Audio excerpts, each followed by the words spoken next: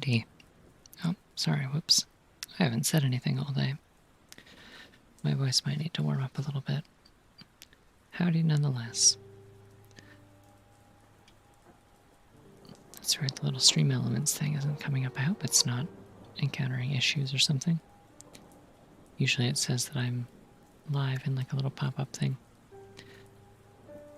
Oh well, who knows? Not important. Let's see, do I want to color the rest of these first, or do I want to draw more medallions and stuff and then color everything in one big go? I think I want to color stuff. I think that's more fun. I like coloring. Let me just find my references. I think the mushroom's a very good color. I quite enjoy it. Oh, good. I wasn't worried about being able to be seen or heard. I did actually check that in advance for once. I just... Usually there's a little thing that pops up in chat shortly after I start that's like, Taffy Wabbit is now live or whatever. And reads off the category and stuff. But that's how I know that the stream is working, but it's all good.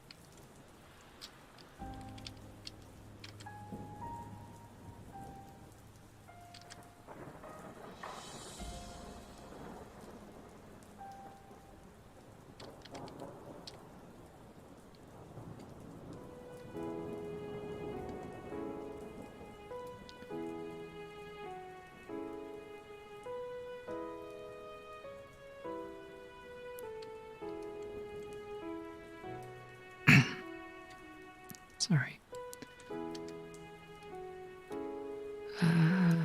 Okay. It's kind of hard to tell from like the textures on this because they are very like either old or very low res or both, but I think this mushroom's supposed to have kind of like golden streaks, I guess.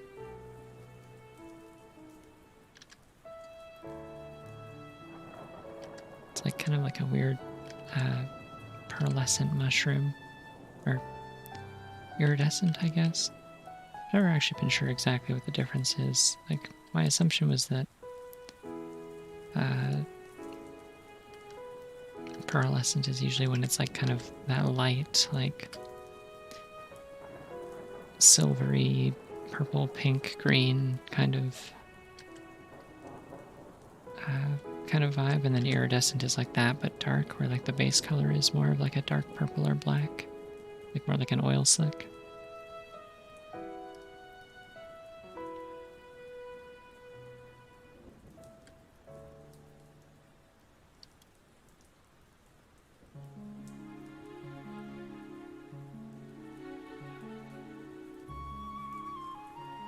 Oh geez, I just replaced my pen nib. I've been using the same one that came with this tablet since I ordered it.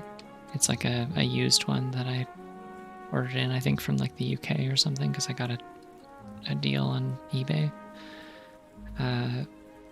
And like it's been working good, but I finally replaced the nib that it came with a fresh one. Oh boy, it feels so nice now.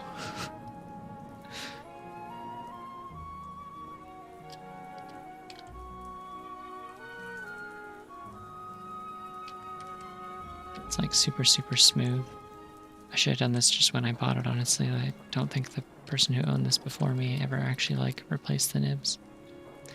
Which is a shame because they did not include the stand full of spare nibs that's supposed to come with the pen. So I guess those are just kind of going to waste now, probably.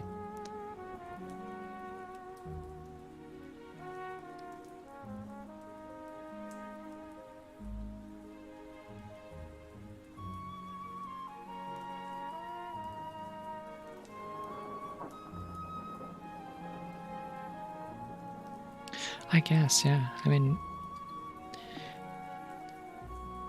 the tablet does at least seem like they got like some use out of it. Like it's, you know, lightly scratched up and stuff, but it's...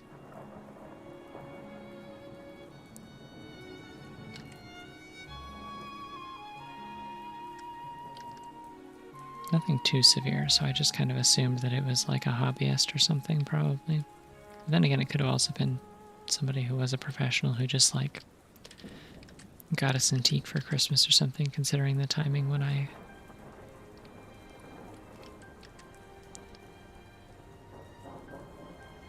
the timing when I was able to buy this. Hard to say, really.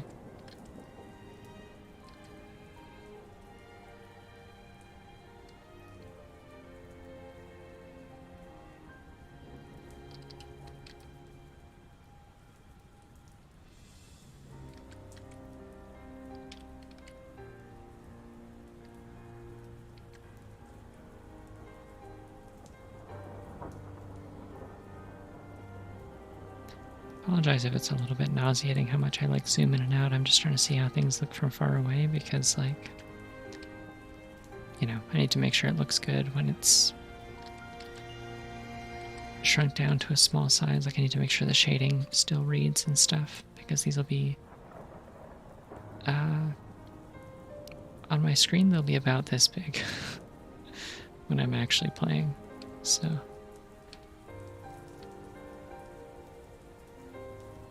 it's just something to kind of keep track of, I guess.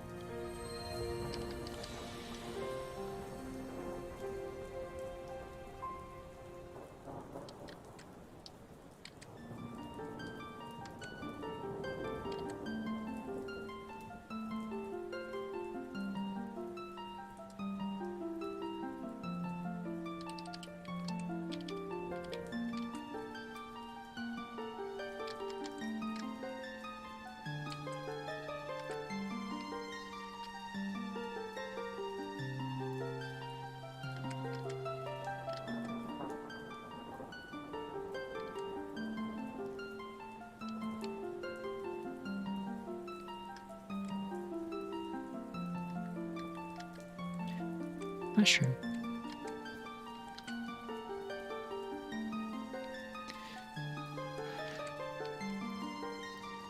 Howdy.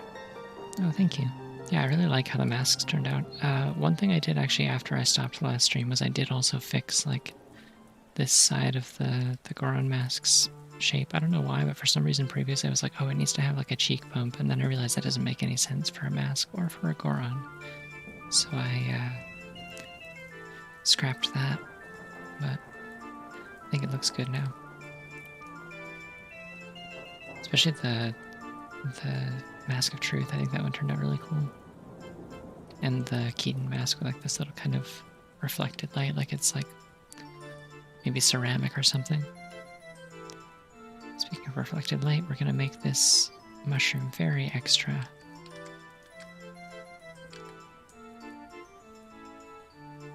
It's important, we have to do it. It's like iridescent in all the official art, so I'm going to roll with that. I like making things shiny.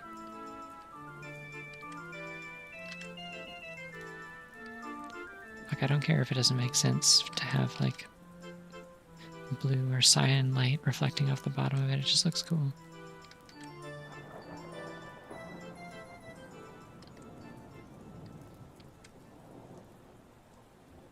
Yeah, okay.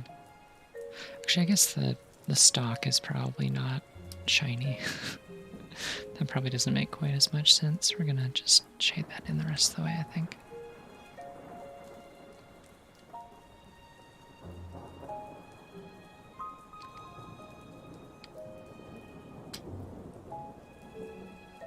Yeah, that works.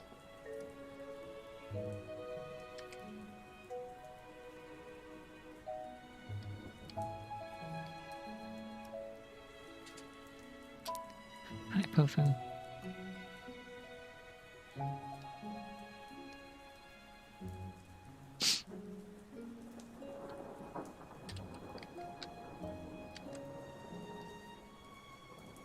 Oh, that's not the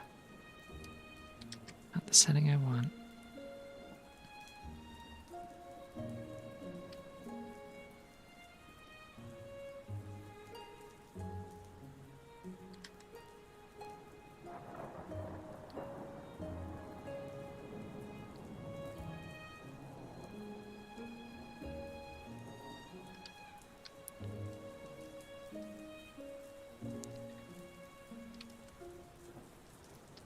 That'd be fun. I think it'd be fun if it was a Hershey's Kiss, personally.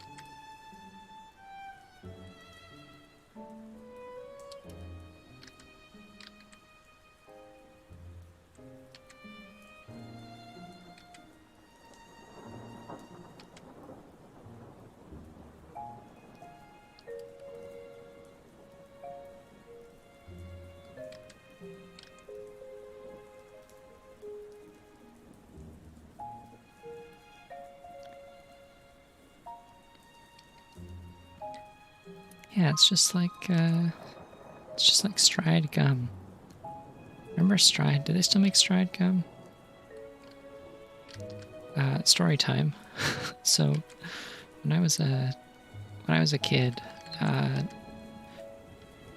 so I grew up like Mormon, right? And Mormon church sessions are very long every week. Like it's like 3 hours, which I'm told is long compared to other denominations. I don't know. I didn't really have a point of reference as a kid, but anyway, it was a lot to sit through. And so one of the things that I looked forward to that helped make it slightly more bearable is that my mom would always keep gum in her purse and would let us have some during church.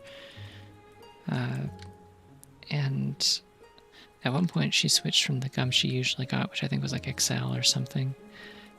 She switched to Stride, and I liked that stuff a lot as a kid. And then at some point, somebody at school told me that you could, like, the gimmick of Stride was that you could like the wrapper was edible, like it was thin paper that was like that rice paper stuff that like melts in your mouth. So you could just like pop the whole piece in your mouth and chew the wrapper with it. And I was like, well, that sounds neat. I better try that. So the next Sunday I did try that, and yeah, I was deceived. I was lied to. It wasn't true.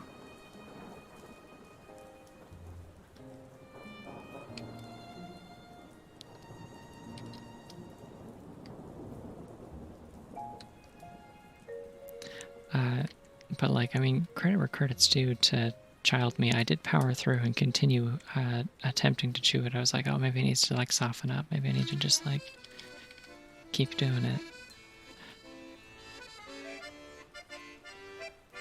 It didn't. Long story short, it didn't do that. It didn't improve. I did in fact get bamboozled.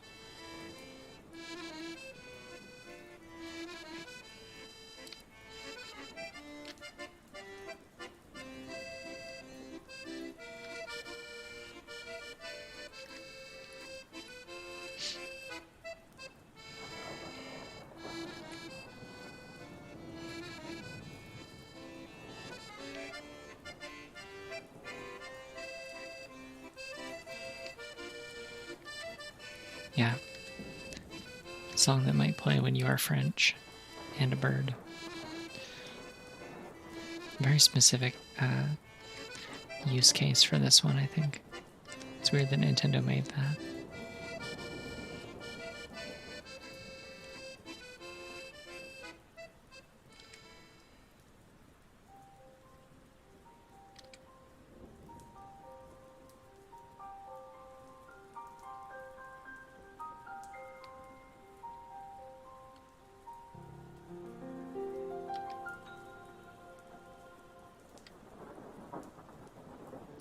Yeah, that looks more or less like what it's supposed to look like.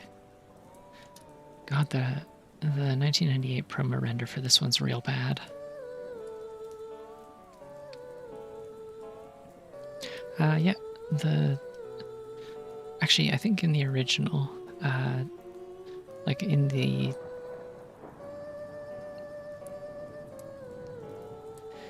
menu icons, the two chickens are just like identical sprites. Just one of them is flipped and turned blue. But in the official render, which then the 3DS versions things are both based on for the Pocket Cuckoo and Kochiro, this 1998 render has the angry eyebrow. It's very good.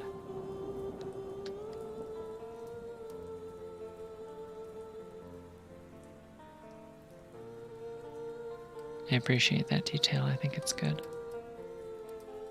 You can't tell by the fact that I said it's good like 4 times. I'm quite enamored with Angry Chicken.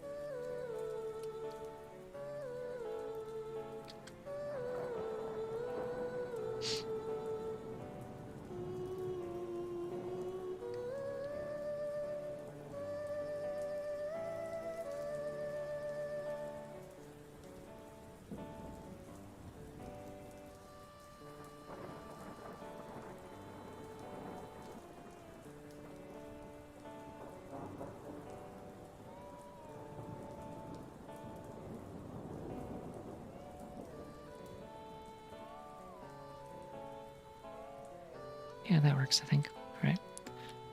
Color the lines real quick.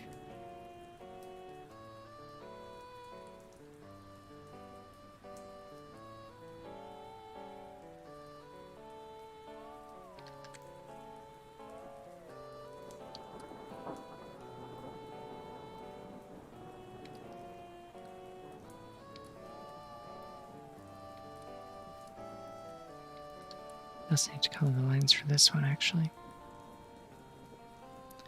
Just a little bit of subtle stuff underneath the cap to make the, I don't know what you would call these bits, like the kind of little spokes underneath, make them stick out less.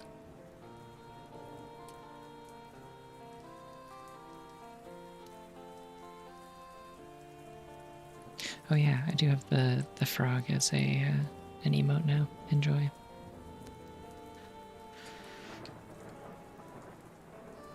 I also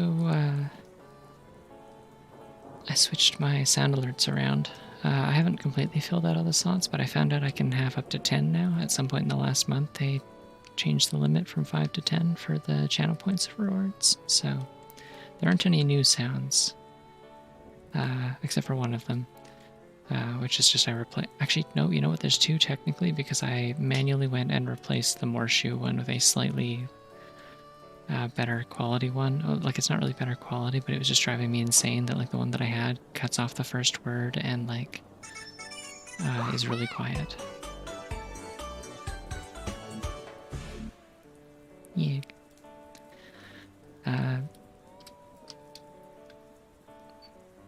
But yeah, it was way too quiet and it like cut off the first word, so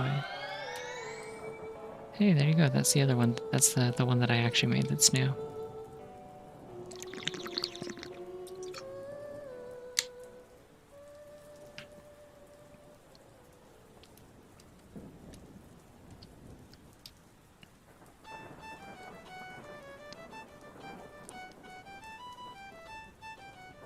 I was getting sick of the, like, as fun as the Hades one was, I was getting sick of the fact that it was, like, only in my right ear. And also just, like, scared the shit out of me every time. So I grabbed some Zelda sound effects and put together kind of a healing noise. I thought that'd be fun.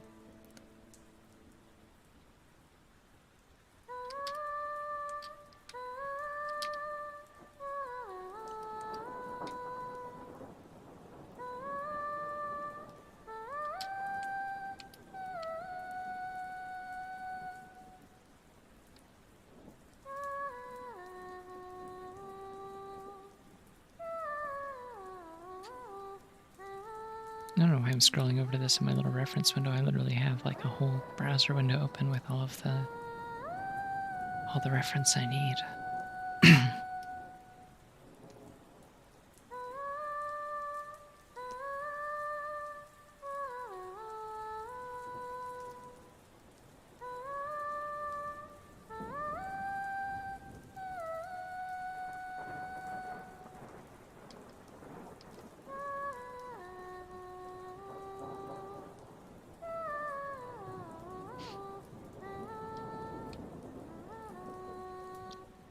Lamp oil, rope, bombs. You want it? It's yours, my friend, as long as you have enough rubies. See, isn't that much better quality? You can actually hear all the words he says.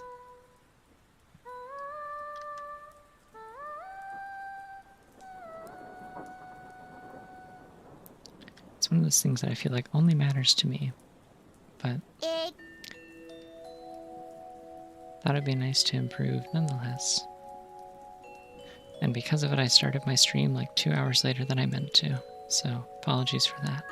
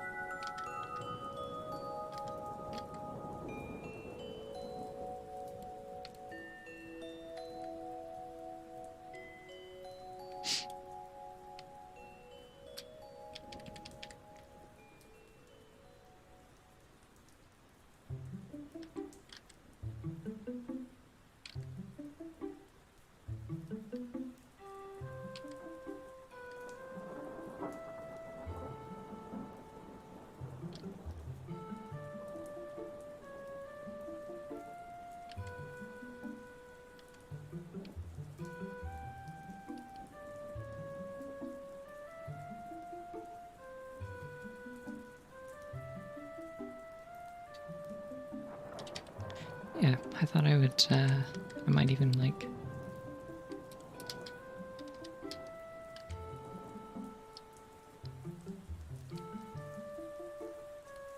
Might even do a little bit of like reflection in here. No, it needs to be darker. Wouldn't make sense for it to be lighter than the handle itself.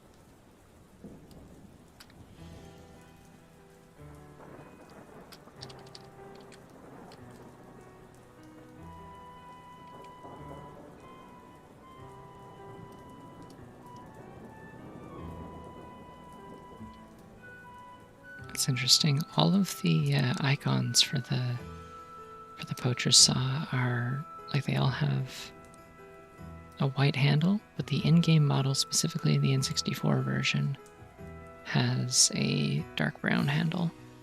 Like the wrap, I mean, like the grip. It's also a very weird saw, but I think someone already pointed that out in the last stream, that it's just like a very strange design.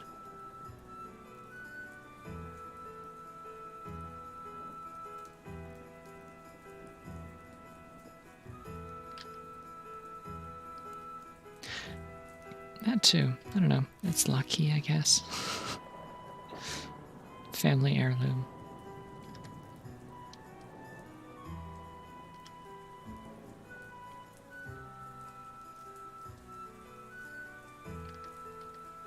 If the poacher saw has lore, it's never been given because it is kind of an inconsequential item in the grand scheme of things.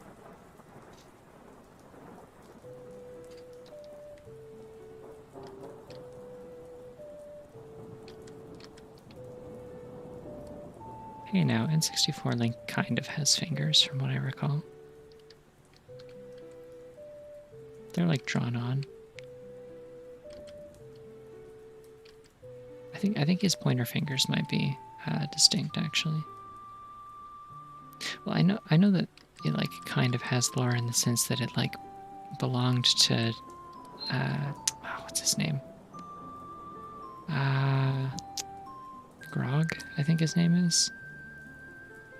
The emo guy that sits under the tree in Kakariko at night and complains. He says like, people are disgusting. My own mother and father are disgusting. You're probably disgusting too.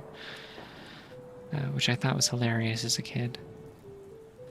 For some reason. It is kind of a funny line to give to a guy who sits underneath a tree all night in the middle of a town full of people.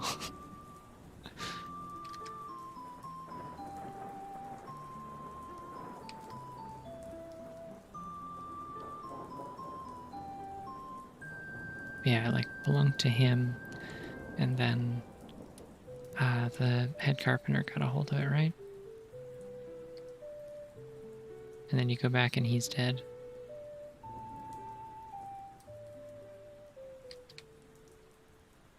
Or no, wait, no, he has it and you give it back to the lead carpenter.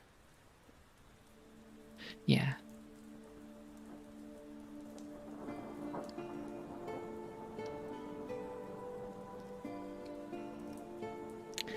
He's probably the carpenter's son, which also means that I think that also implies that that would make Anju the head carpenter's daughter. Which, I mean, yeah, makes sense. Like, there's like almost nobody in Kakariko Village. Like, it's not a big town, so makes sense that like a lot of people there would be related. Like one or two main families that run all the shops and businesses.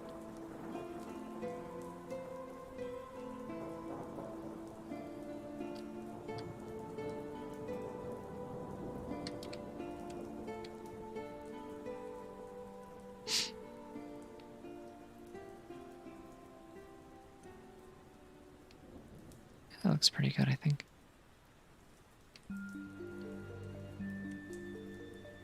Only thing I might change.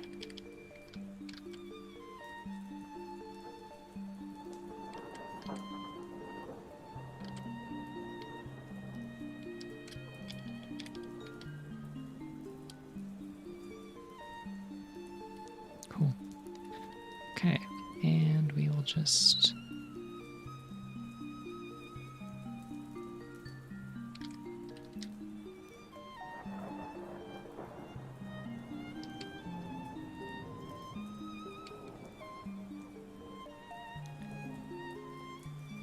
those edges. Cool. Alright, saw's done. We'll leave this sword for later, because then I can just copy the colors from here and fix the shading for the broken edge.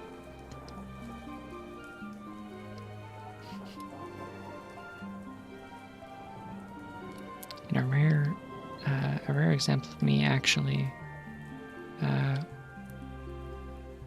working smarter, not harder.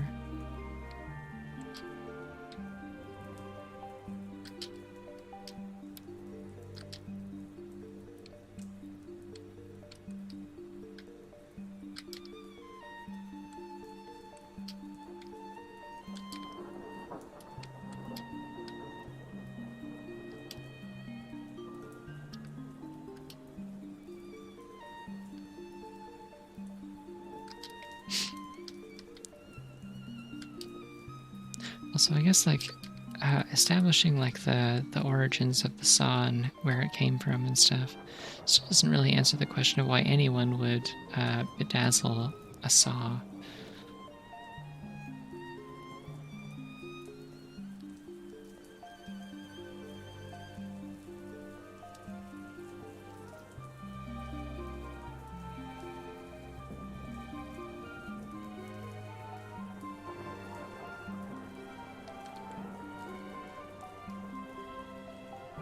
Drugs. I don't understand how that factors into anything.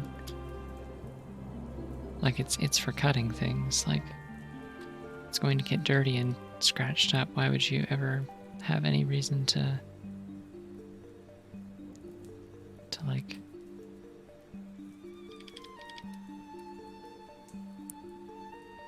put like a little gem in the middle of it? But again, it's also a very impractical shape. Like there's also no reason to. There's also no reason for it to have blades on both sides like that.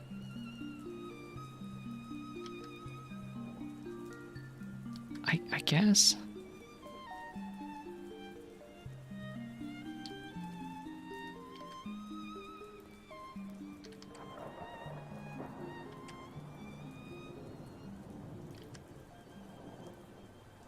I don't think there's really much of a market for like a drug trade in Hyrule. At least not in Ocarina of Time. Like there's really not that many NPCs. I don't know who he would be selling them to, and like the only drugs that you are actually introduced to are like a cure-all made from mushrooms. That's like meant to like cure diseases. So presumably not like a hallucinogen or anything. And then you've got eye drops, prescription eye drops made from a frog. That's it.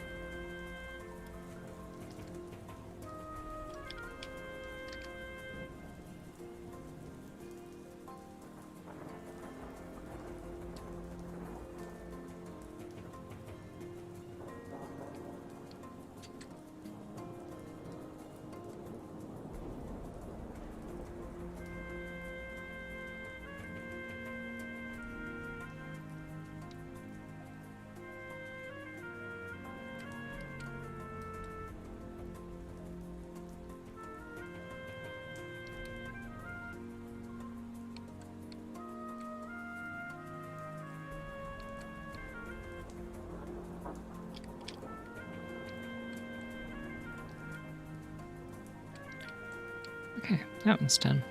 I worry that it might be a little too dark, but I can just brighten it up a little if I need to.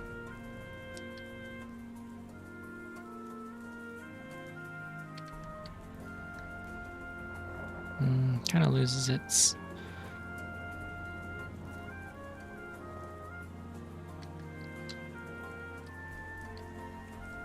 Yeah, that'll work. It was kind of losing its color when I just brightened it with luminosity. Okay, this one's going to be interesting, actually. I wasn't super looking forward to this one. This is the eye drops. I don't think I'm going to do the transparency thing like these. I think I'm going to kind of cheat it a little bit.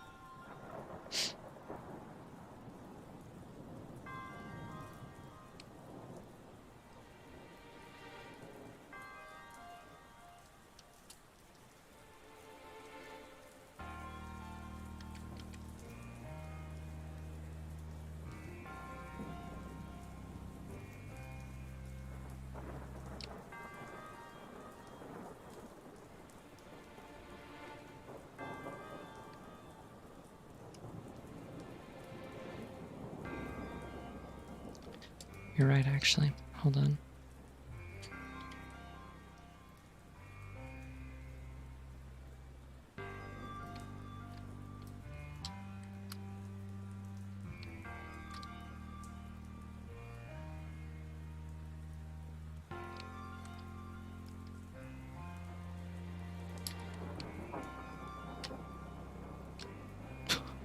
Oops, that's the smear tool. That's not what I was trying to do.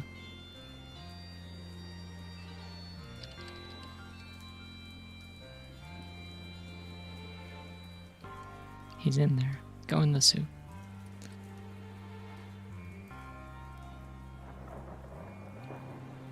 Now it's eye drops. He's in there. Anyways. Don't worry, he's still here. He was just astral projecting into the soup. As one does. What else are you supposed to do around here?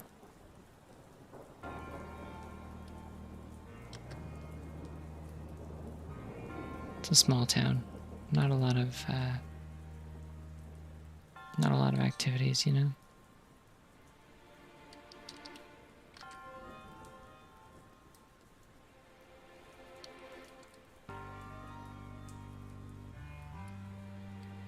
Yeah, that looks cool. I really like shading gold. Have I mentioned how much I really like shading gold? Because, oh my god, it's so fun.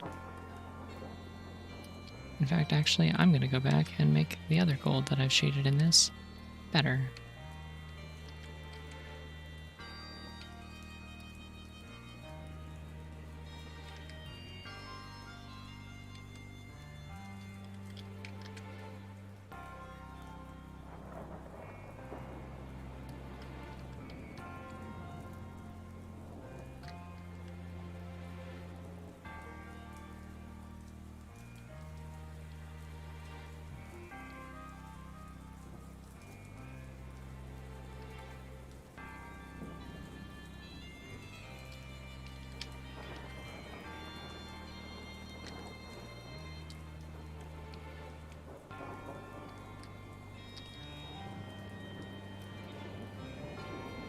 Gotta be careful though. Could very easily get carried away with this.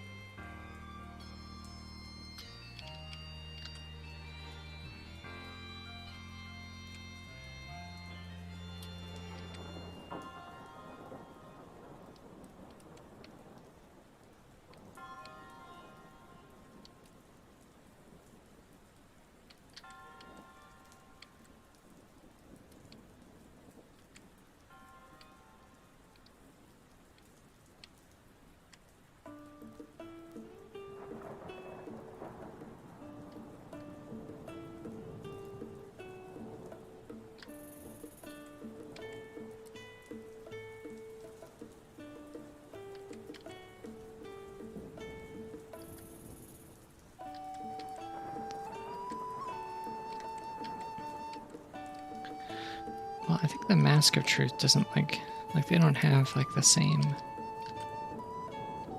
They actually aren't really like linked in their properties at all. Like Mask of Truth allows you to. And specifically, I mean, it allows you to communicate with gossip stones. And like animals and stuff. Specifically, I think it allows you to communicate with animals in Majora's Mask, so it's technically a separate item in that case. It doesn't have those properties in Ocarina of Time. But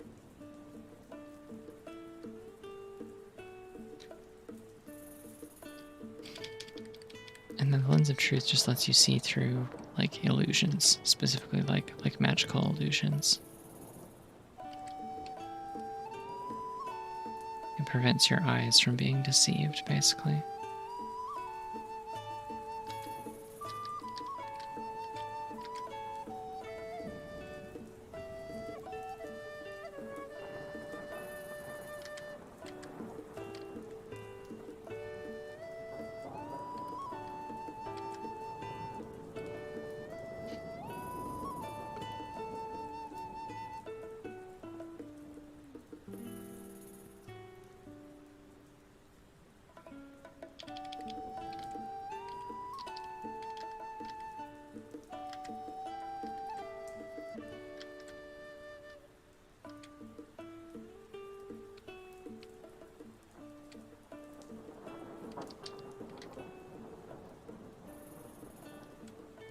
Okay, mission successful. I did not get carried away.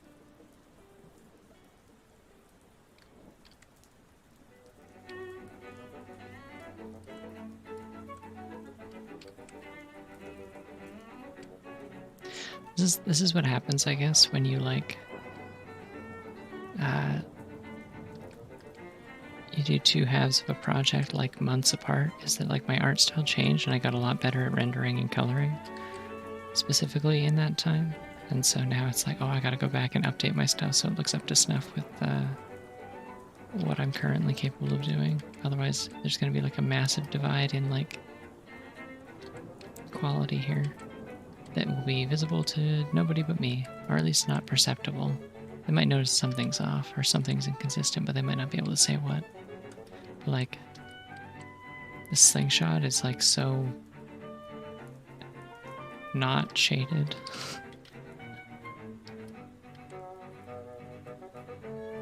And I have the power to fix that right here and now.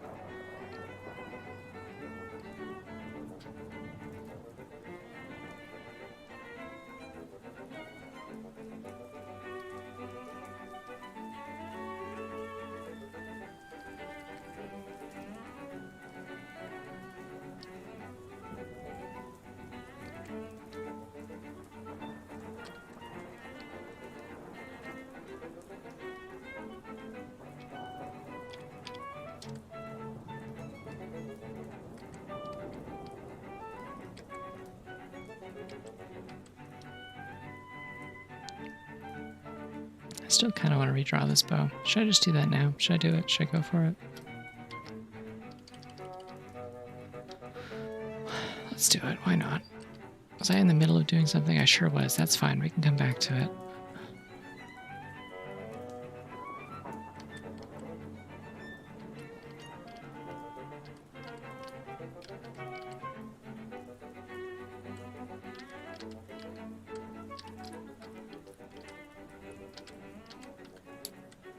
Oh, and also I'm going to do that cool trick I learned.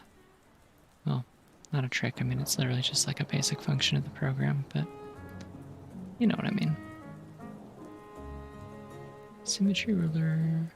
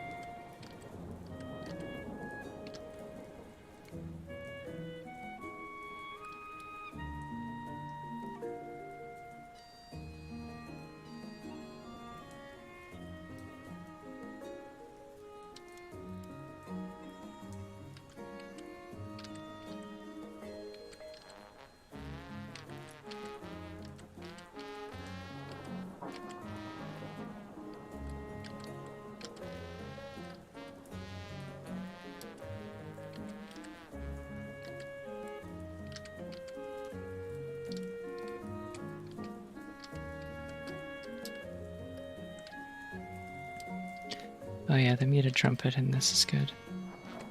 Tarrytown's such a good theme, honestly.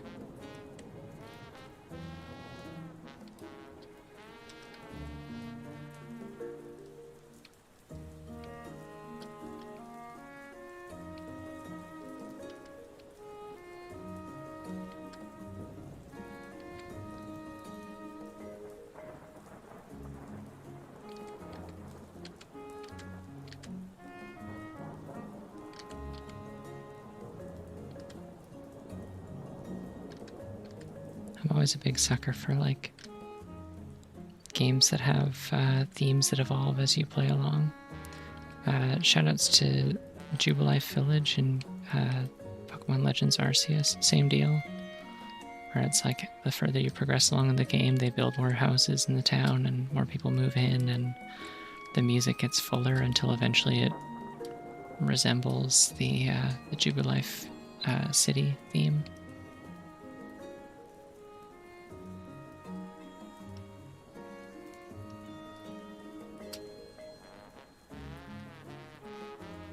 That's a lot of frogs. Thank you for the gift of frogs.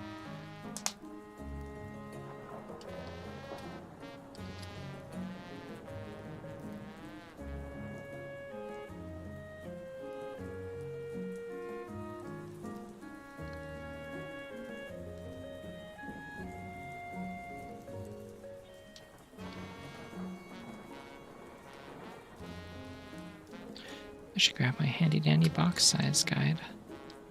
Scooch that up here.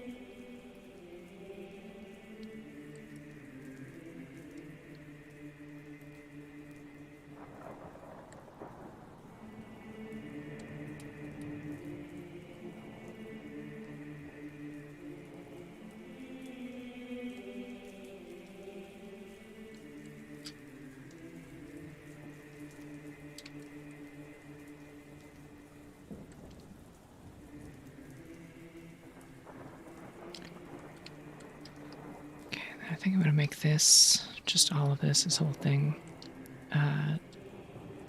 shorter overall, so it's more compact.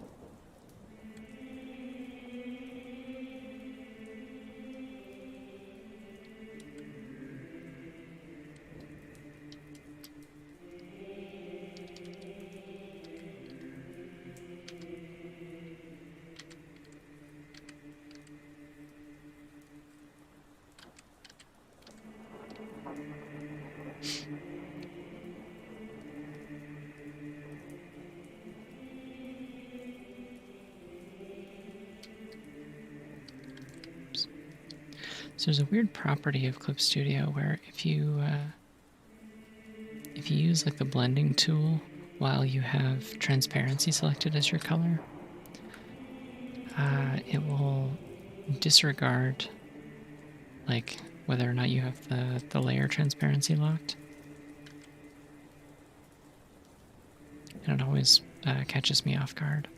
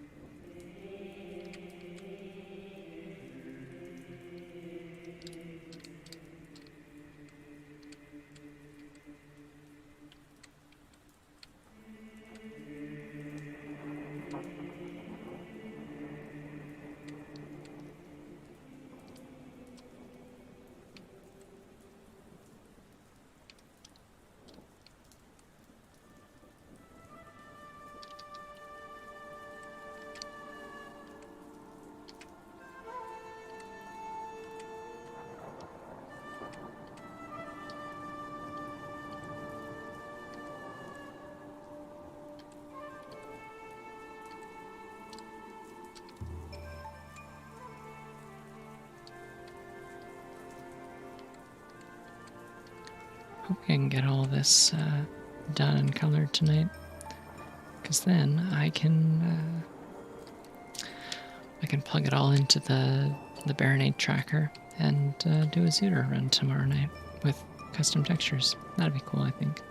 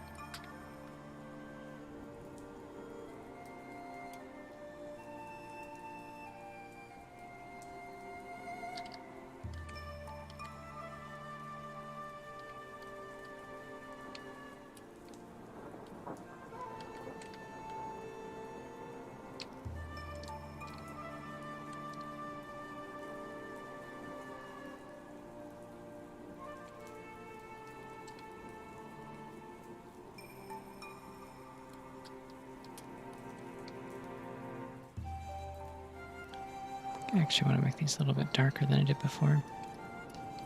And then I can brighten them up after, because part of the problem with a lot of these early ones that I did is I made the base colors way too light.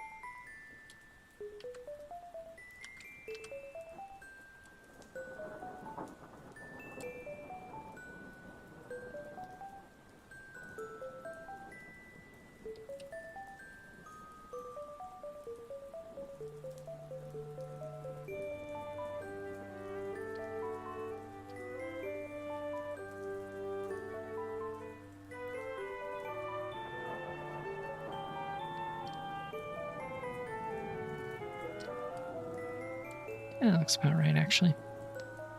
Nice midpoint between the in-game graphics and the renders of it.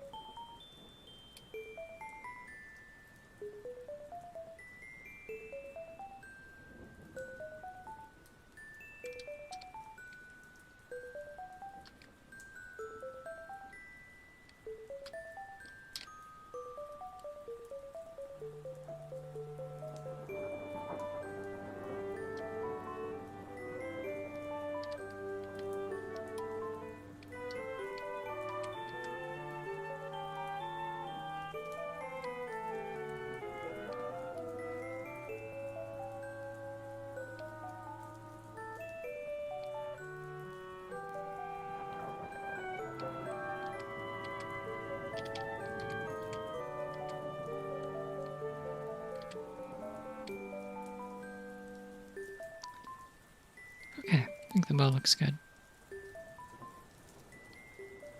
Much more reasonably sized, too, because part of the problem I was having before was that it was not fitting very nicely into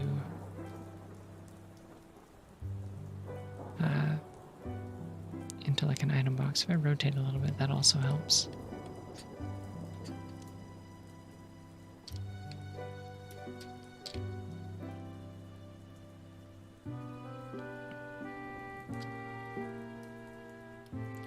Okay, back to what we were doing, which I think was this thing. This thing. Gotta scroll my references back down to it again.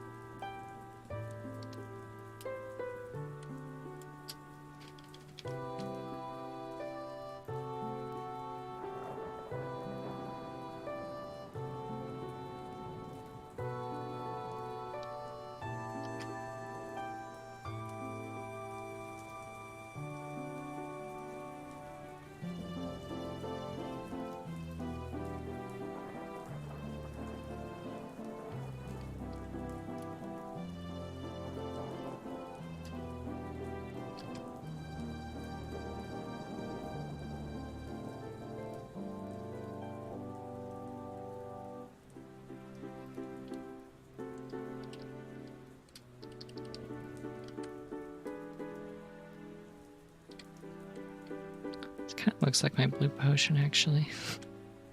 It's pretty similar. Just poured, the secret is that blue potion is made from eyeball frogs, and the difference is just whether you drink it or pour it directly into your eyeball.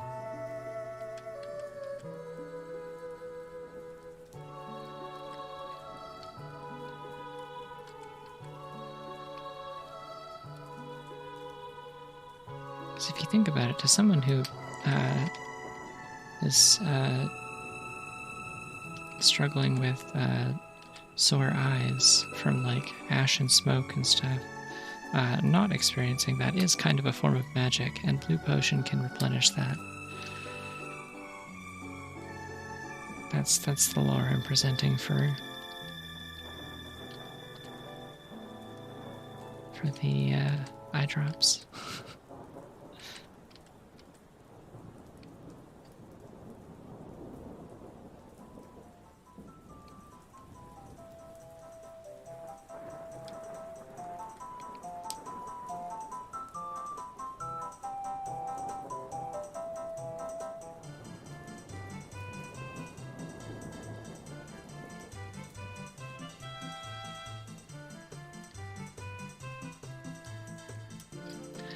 Alright, now it's time to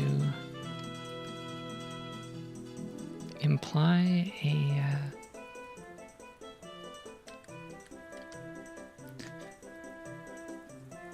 trying to look at this and figure out how the polygons work on this very weird star-shaped bottle.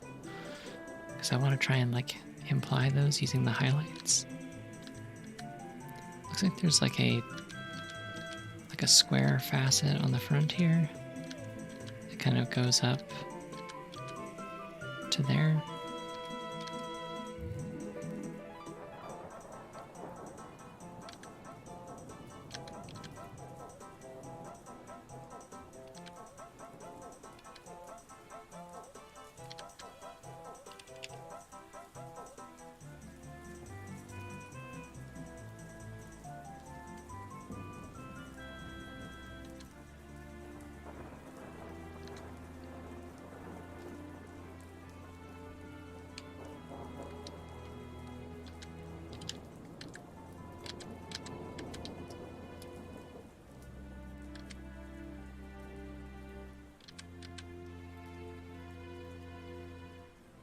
It doesn't really matter all that much if it's perfect, because nobody's going to be looking at this very close.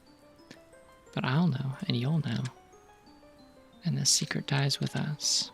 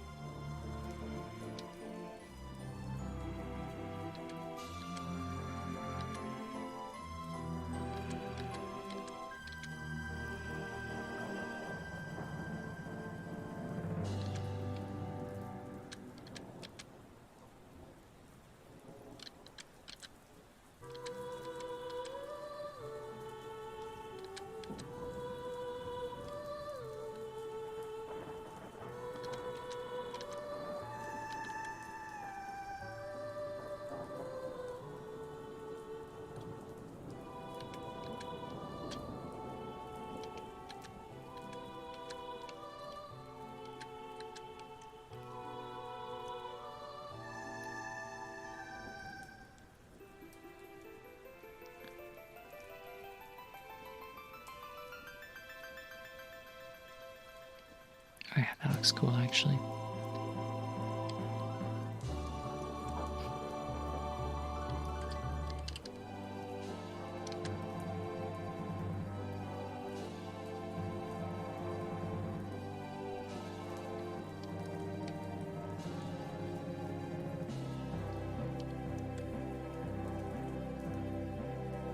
I'm just going to make sure that the parts that are not overlapping the juice are in white so that they show up properly on an alpha layer, because the layer blending effects are not going to come through outside of here. Well, great news, Pofu, about the instruments used in both Star Fox 64 and Ocarina of Time. They are identical for the most part. It is like entirely the same set of orchestra instruments, and I think also the same composer. So yeah, just kind of Zelda and Star Fox in general share a lot of DNA actually.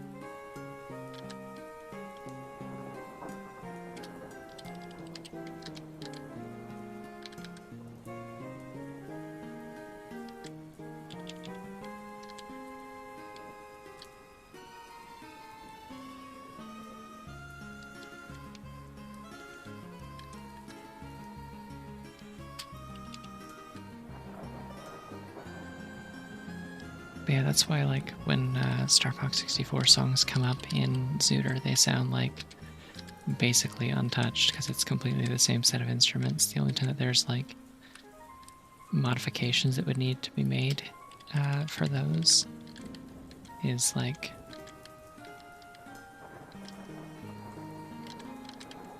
so like the way that like Ocarina of Time specifically sorts its instruments is that it loads in the set of instruments only the ones that are needed for a particular song that plays in an area,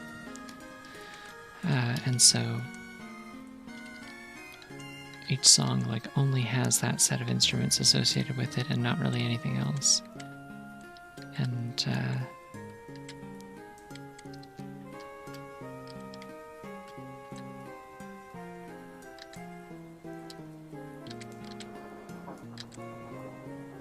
that means that like when you're composing custom music for ZOoTR, you have to like at least until they're working on finding a workaround for it, and I think they're close to doing so, but normally in order to make custom music for Ocarina of Time, you have to like pick an existing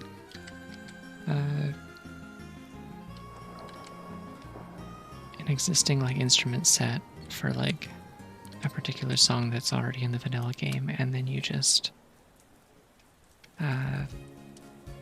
make a different song with the same set of instruments. So like you could make a song and like cover whatever, like if you wanted to cover a Star Fox song or a Pokemon song or something like that, like you could do that, but you would have to use a set of instruments used for like, you know, Hyrule Field or something like that. Like whatever will get you the closest to what you're going for. It's nifty.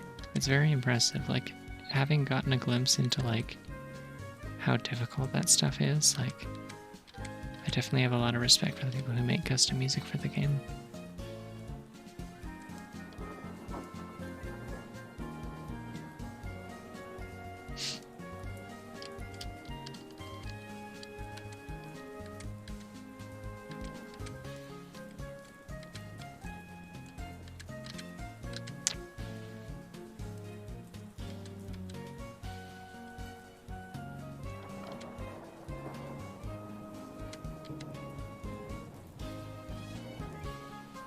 I feel like I've complained about it before, but like honestly, I really like shading or like rendering glass. I think it's super fun. As long as I don't have to do it like in excessive amounts or it starts to become tedious just because of repetition, like figuring out the actual techniques of it is really fun, I think.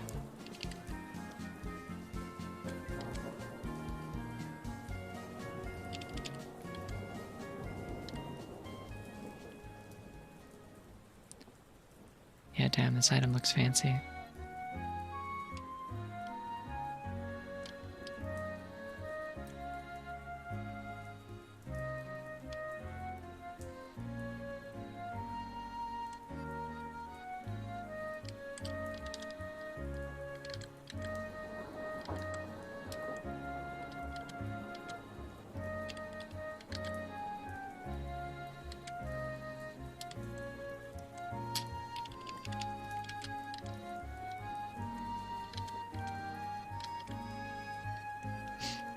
Let's compare, shall we? Yeah, that looks pretty cool, I think.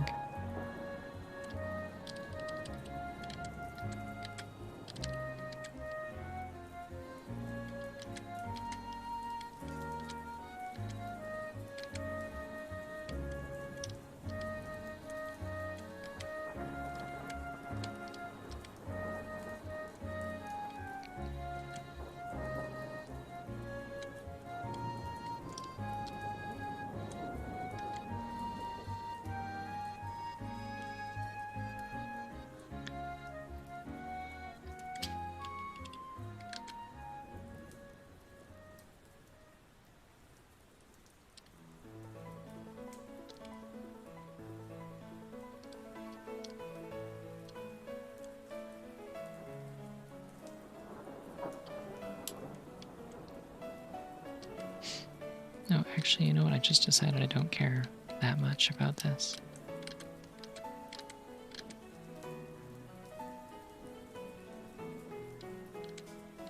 Just need to show the bottom of the lid, and I'll leave the rest alone.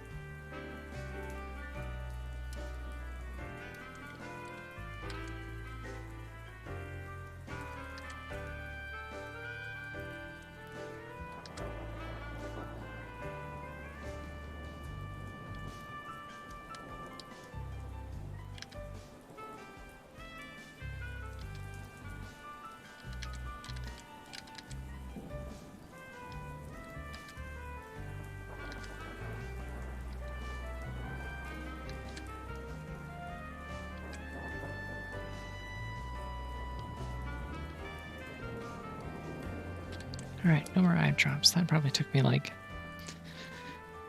15 minutes total just on its own.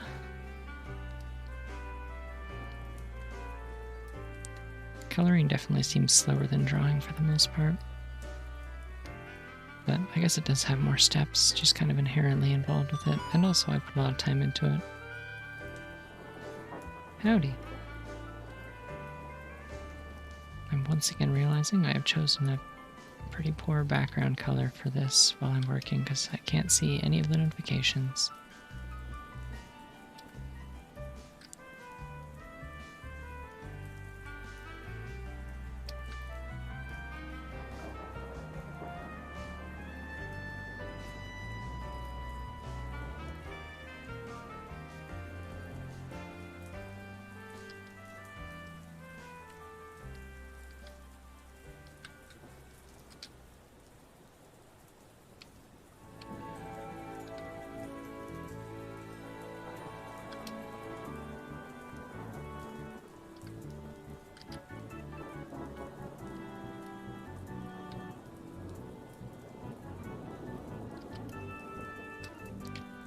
Thanks.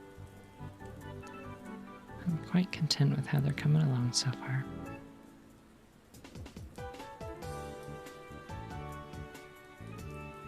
Oh, that needs to be a lot more neutrally colored.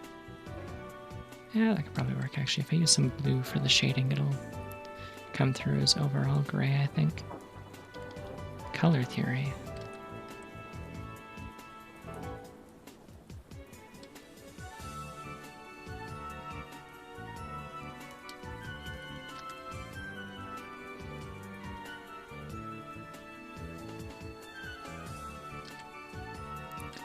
It's hard to nail like a truly neutral gray, especially if you're not working on a white background.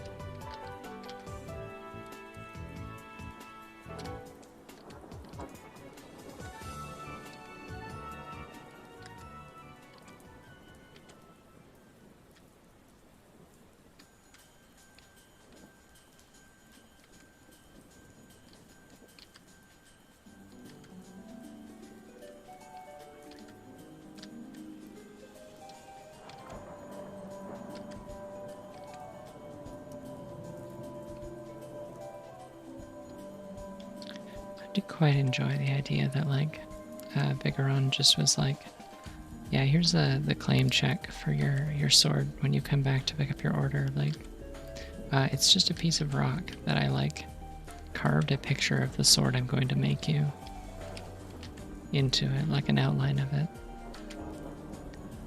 When I was a kid, I always thought this was like a blueprint because I didn't understand how a claim check worked. I probably could work them into a texture pack if I really wanted, but no, they're I'm going to be using them for my my like item tracker when I play Ocarina of Time randomizer. Is the plan?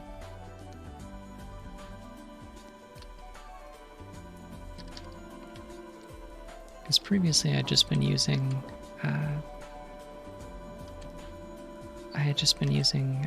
the 3DS textures, but I don't like all of them, and also I like drawing Zelda items, so I thought it'd be fun to just draw a ton of them, and then I also just have them, because things like this are nice to have. It's just assets that I can slap into stuff whenever I want.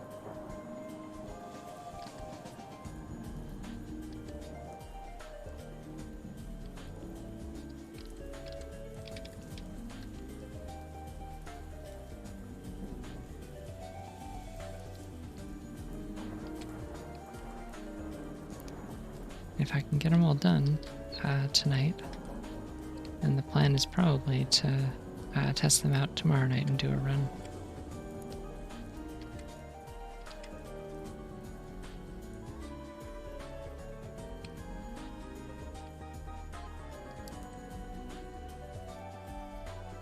Yeah, cool. I think that looks good for the claim check. I could maybe do some like little cracks or something, but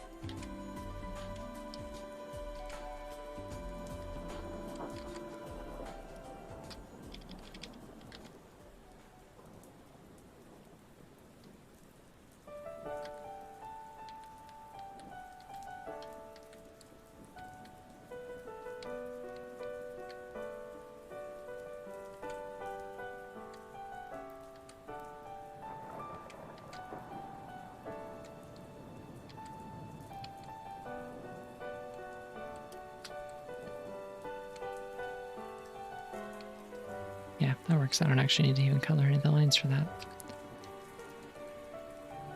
Funny enough, actually, that is just kind of what the cuckoos look like.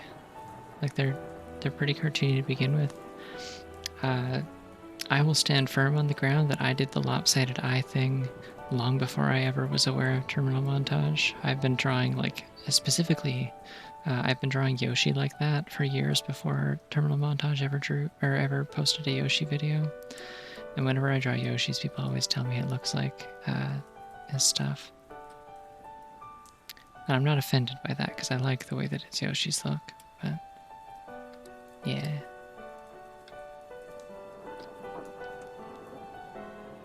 Notably, I also have like a normal cuckoo for comparison, so that it's just the pocket ones that are silly. Because I like that the 3DS textures have like a distinction between the pocket cuckoos and the regular ones, because the N64 game doesn't. They use the same model, same model, same inventory icon, everything.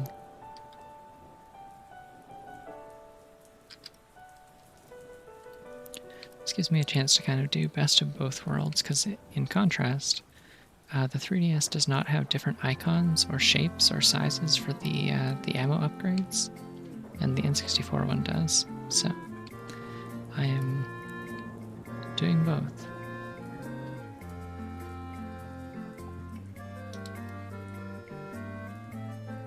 Anyway, sword time.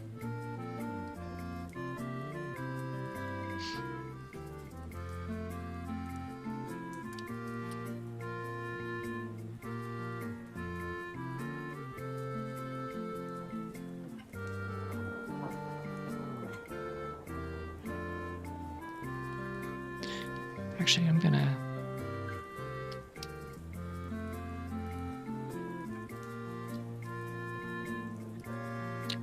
I'll select these all at once, and then I can give them the same blade color and work from there.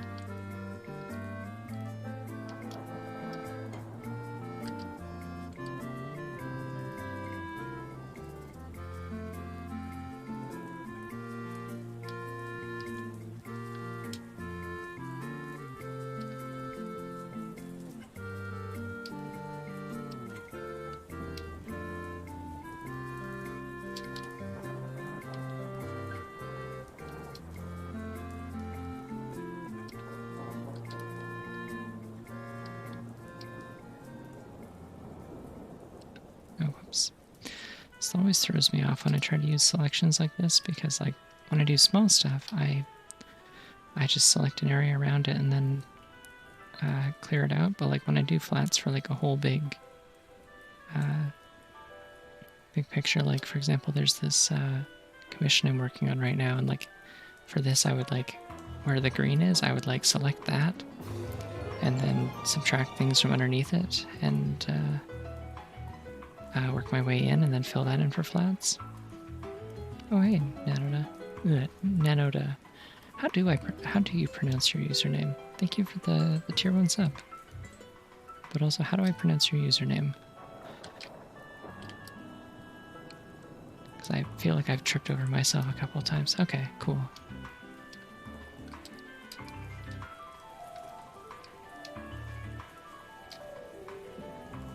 Cool.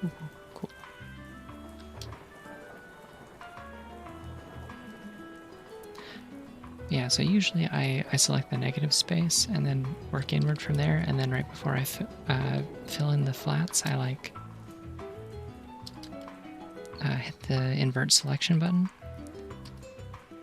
And so with these, the problem that I'm running into is that, you know what, actually, yeah, screw it, I'm gonna just stick with my muscle memory. Usually, like, I subtract from the negative space in order to refine my selection.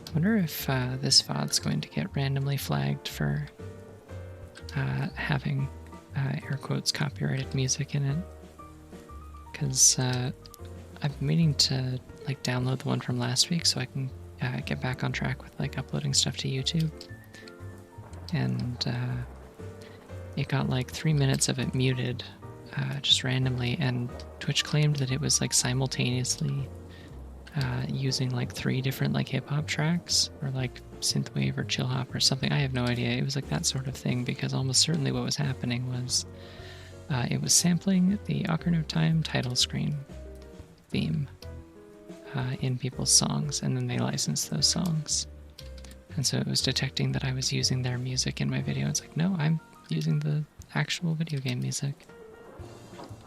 But when I went to click like appeal muted audio or whatever, and checked that like the audio claimed is not in my video kind of thing,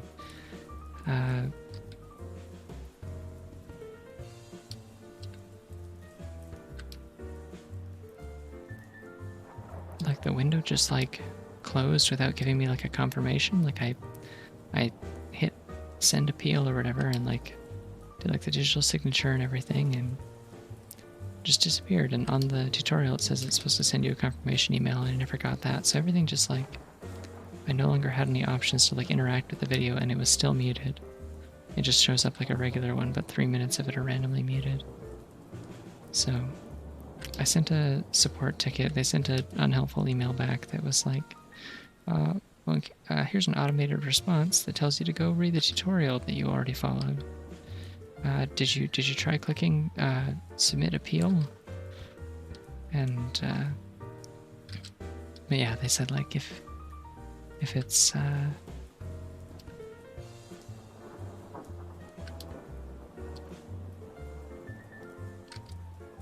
if your like problem isn't covered by the automated response, reply to this email and we'll get back to you. So I did that today because I finally remembered to get around to it. Hopefully I'll be able to get that unmuted, because I would like to not have 3 random minutes of silence.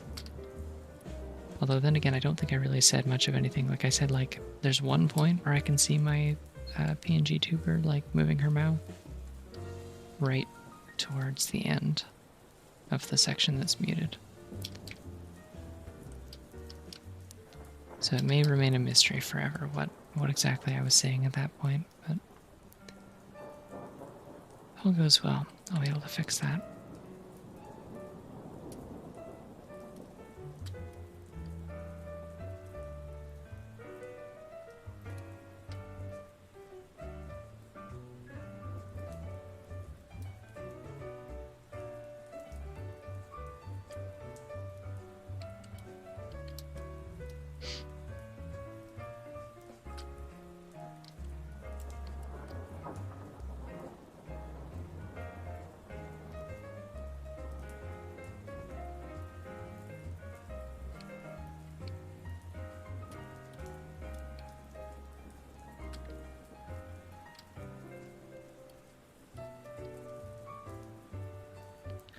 Just gonna borrow straight from this, because like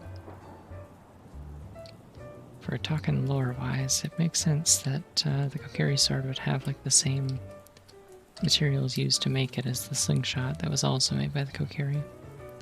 That's my excuse for just color picking, which is a thing that I don't need to make an excuse for because I'm color picking from my own project, but I don't know.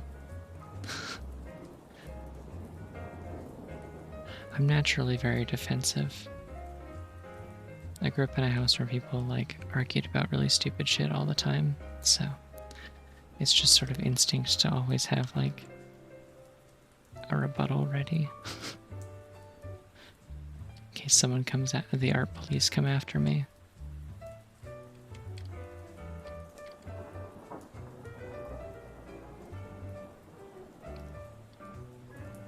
I really like how that jewel came out.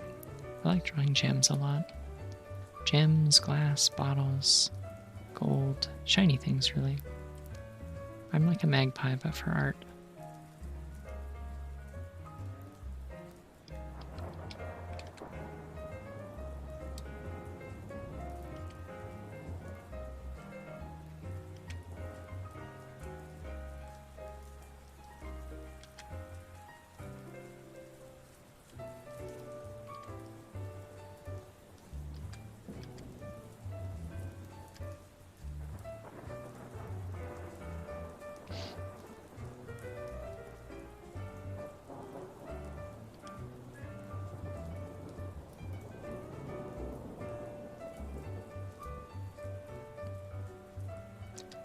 Really like how this shading looks. There's something off about it. I don't know what.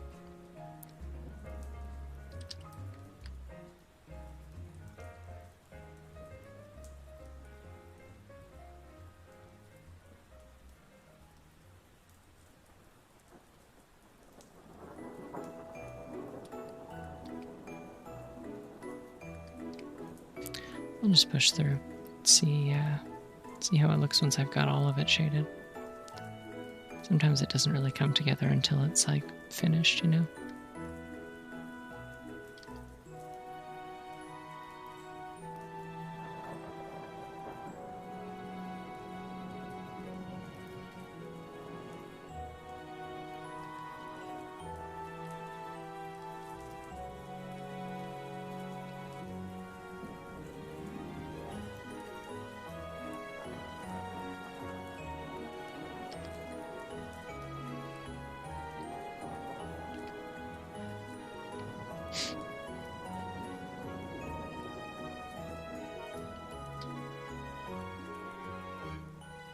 Actually, you know what? In a lot of the art for this, this wrap is a lot more like tan colored.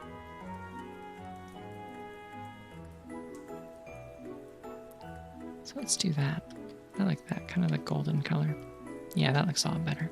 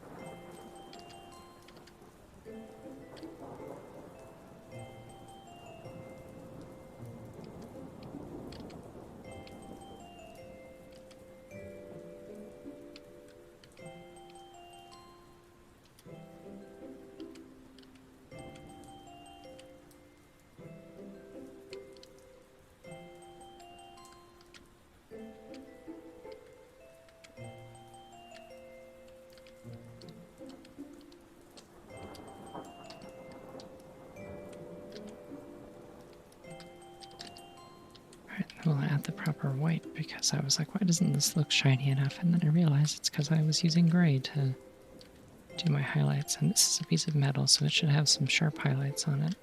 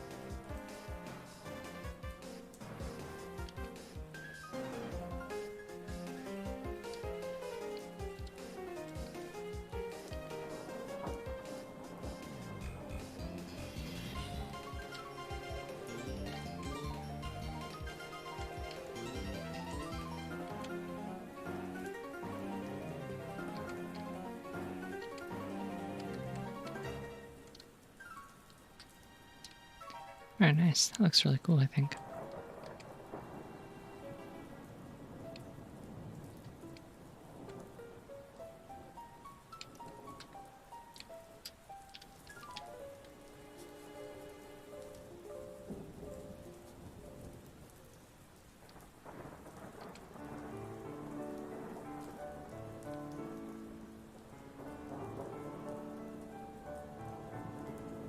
Yeah, there we go. Oh, what have you done to that poor frog?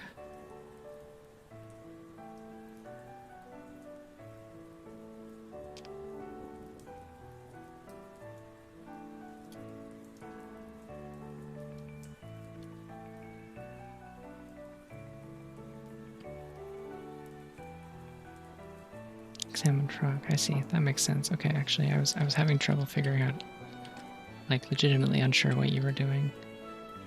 That makes sense.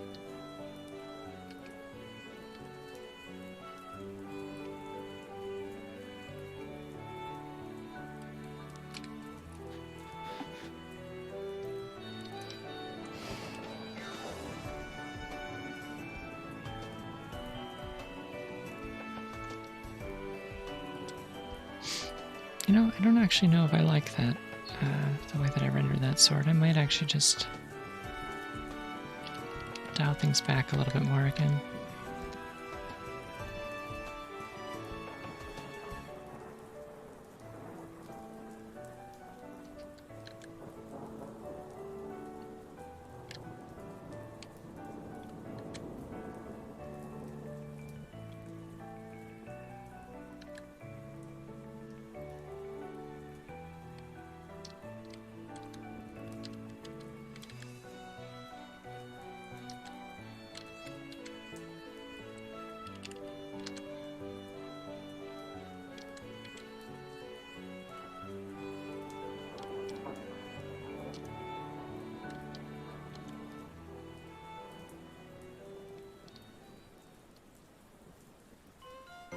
Yeah, that's more like it. I like that better. Okay.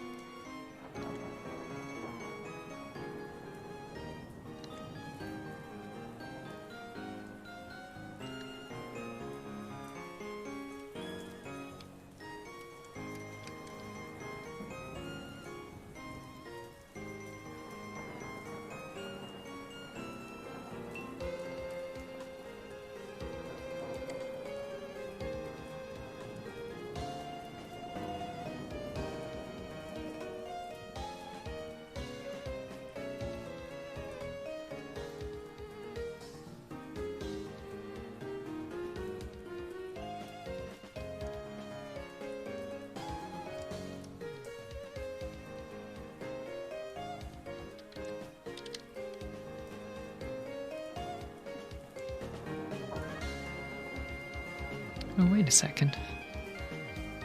was looking at the Ocarina of Time 3D icon, but I think that has I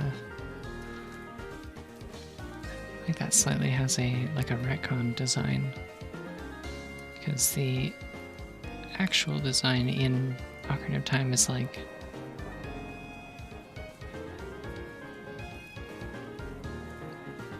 it's more like a dark indigo with more like blue elements.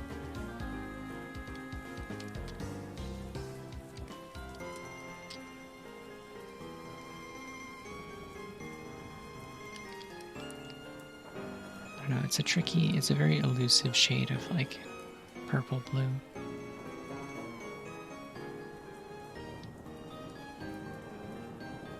Maybe better to do this one with a light background. I'm sorry if this is blinding for a moment, but I will put it back shortly. Okay, I think purple highlights would be the way to go on this.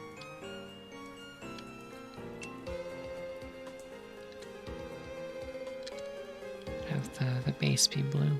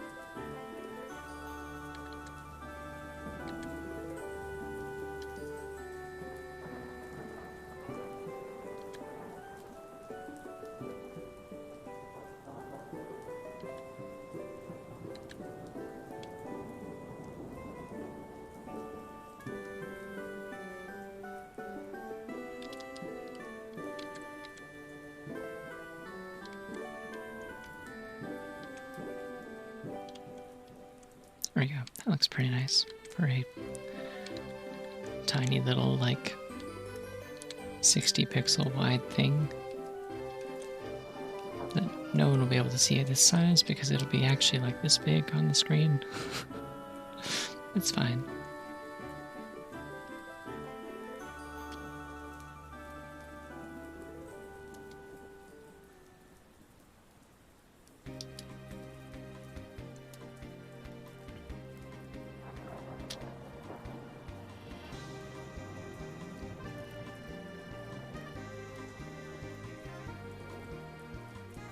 Let's see if we can find that gray again.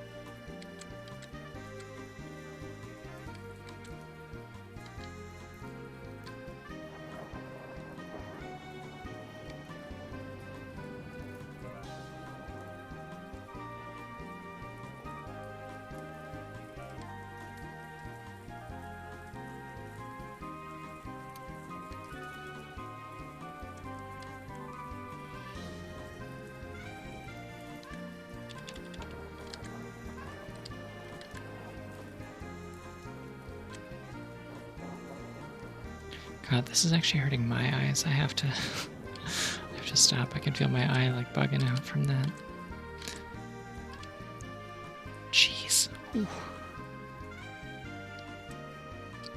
I should really see if I can find like a setting somewhere that'll let me change my transparency texture to be darker. Because I would like that very much. I know GIMP has that function, but I have no idea if it's possible in this.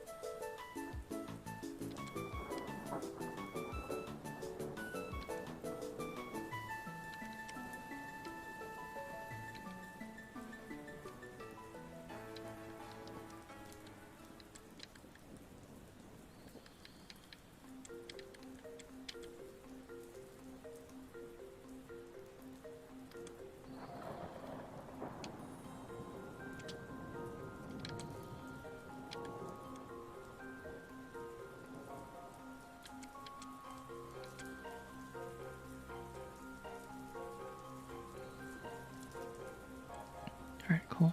Then I can just color the lines. And it's not the right color.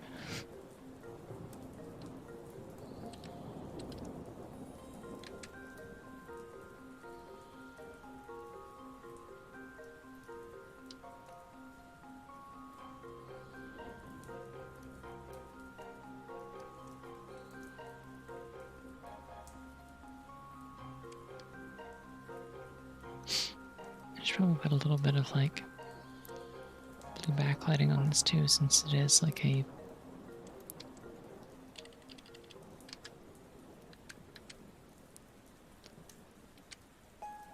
sort of metallic sword grip. Or I guess it's, I don't know. I don't know if the Master Sword's like grip and hilt and stuff are supposed to be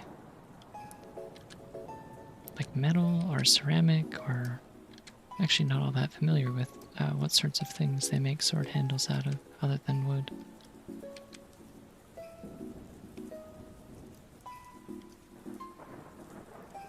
Alright, well, regardless, I think that looks cool.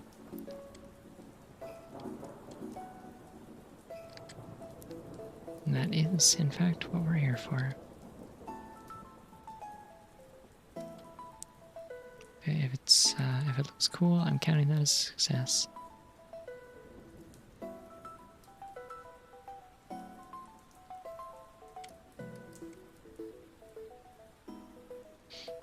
I'm also a big fan of cool swords. I think it's great when swords are cool.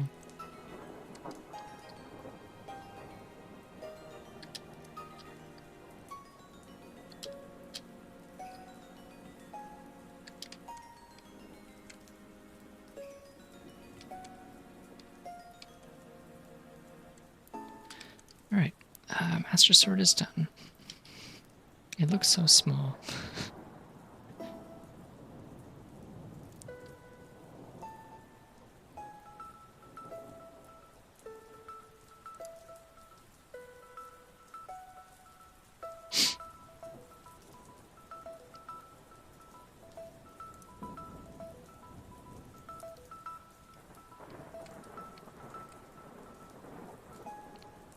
I like there's like little to no like visible difference between the Begaron sword and the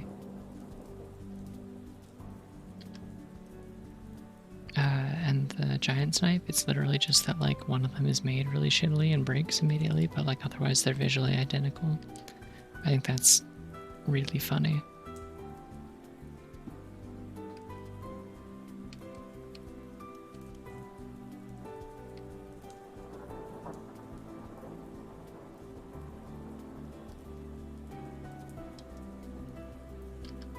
Especially considering like the premise of the Vigoron sword, which is that like it was literally the first thing that the other brother made. Like I don't know, hours after getting his vision restored, after getting like blasted in the face by a volcano full of ash.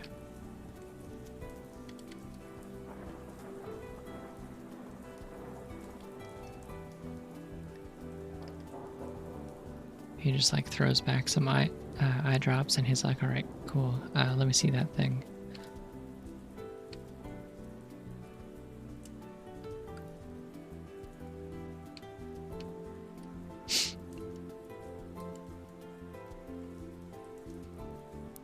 Like on one hand, I feel for the younger brother having like kind of an inferiority complex because his like cool gigantic brother is like better at making swords than him.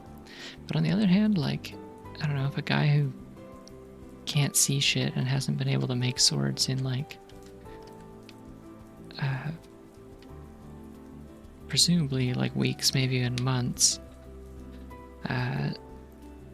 like can just immediately make something better than you, maybe you do just actually need to step up your game just a little bit. Like maybe there's a little bit of that inferiority that's warranted. You may just need to work harder.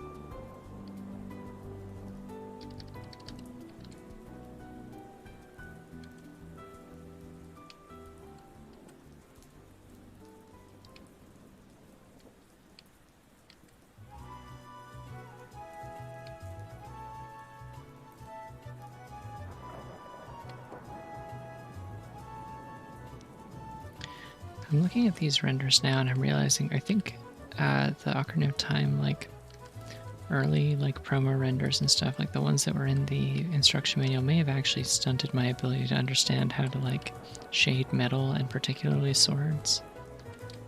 Because like I'm looking at the way that they've rendered these like blades, and I'm recognizing something familiar in them, which is that it's how I've drawn like every sword ever since I was a kid in terms of shading. But like those are like early 3D CGI renders, and they're not very good.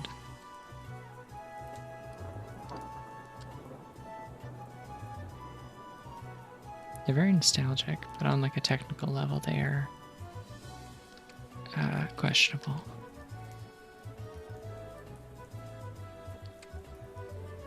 Like a lot of it is just simply not how light works.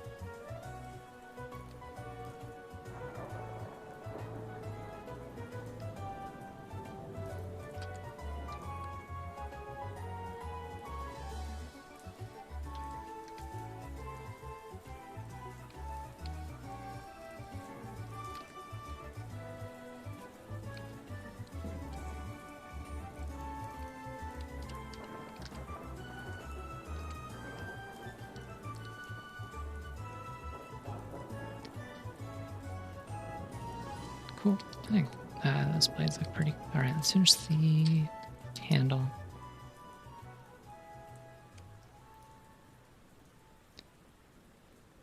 Having a lot of trouble thinking of what words are tonight. Hope that's entertaining. I'm mildly entertained by it, at least.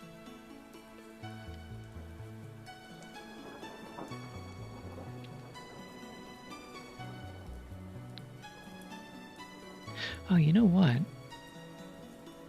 I just realized. In Ocarina of Time 3D specifically, there is a visual difference between the Bigoron sword and the Giant's knife. I've never noticed this before. But in 3D,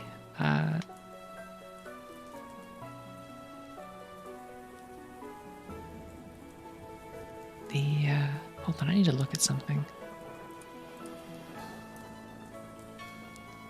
Okay, so there's the sprite here. It has a blue pommel and a white handle, right? Like a little bit of the base of the handle is blue. And this is also blue for the broken Giant's knife. They don't have a separate sprite on here for the Bigoron sword, and I imagine they probably just don't have one at all in the N64 version. However, in this, you've got... This is actually the Giant's knife, because the Bigoron sword, which for some reason doesn't show up here, but is on the wiki. I guess because these textures are pulled from the tracker, so it just uses the same thing. Like it counts them as the same item. But in the actual game, the Bigoron sword itself has a gold pommel and a white handle instead of a tan one.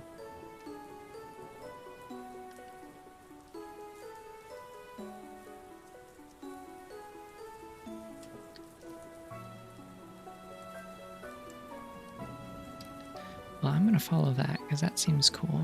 And it looks like the 3D model in the N64 one as well.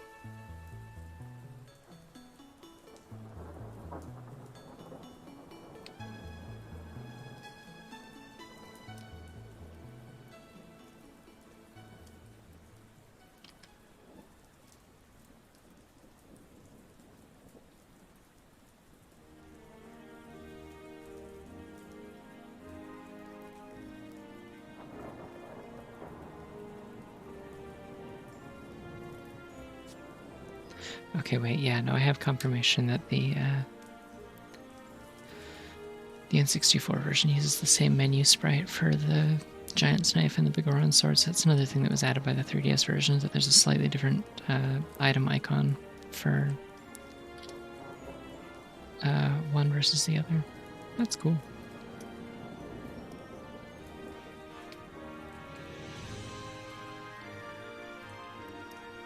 If it is not obvious, I could nerd out about Ocarina of Time item graphics for a long time, which is why I'm doing this, because it's fun.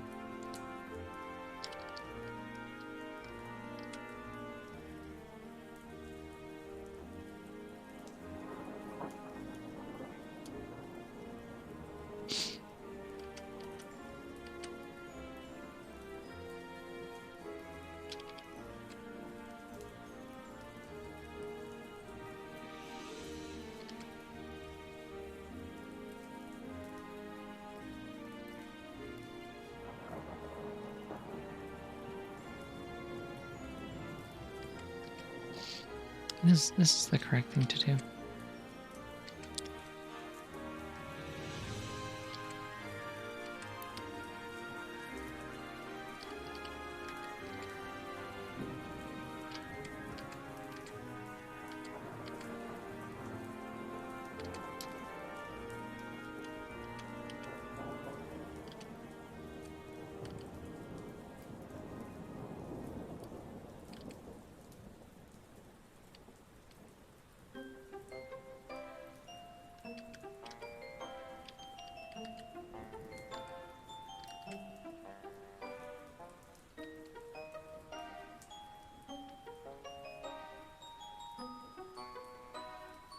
No, I think I shaded this wrong, actually. Let's take this from the top, shall we?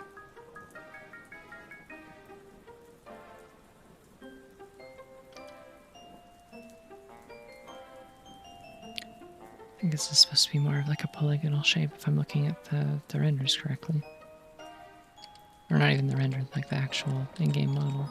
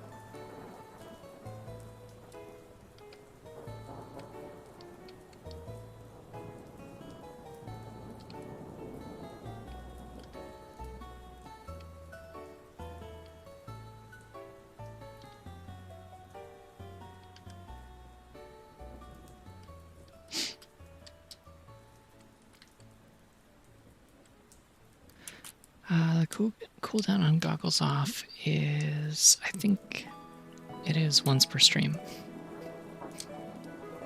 I don't remember if that's per person or just in general, but that's, I think, how it works.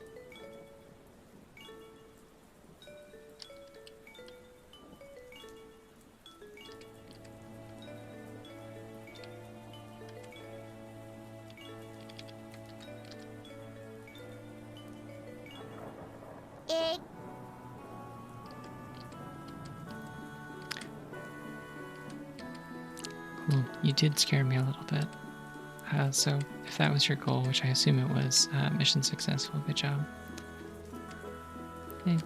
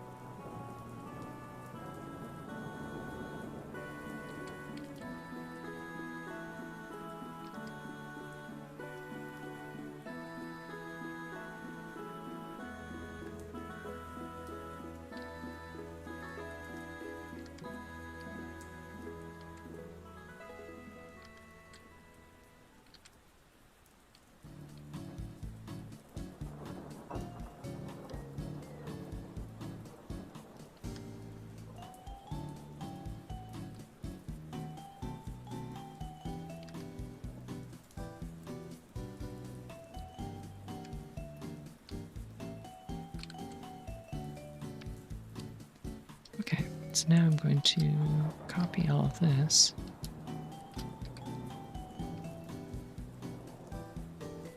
And slot it into here.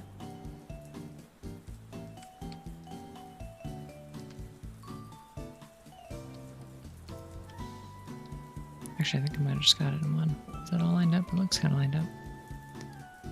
Okay.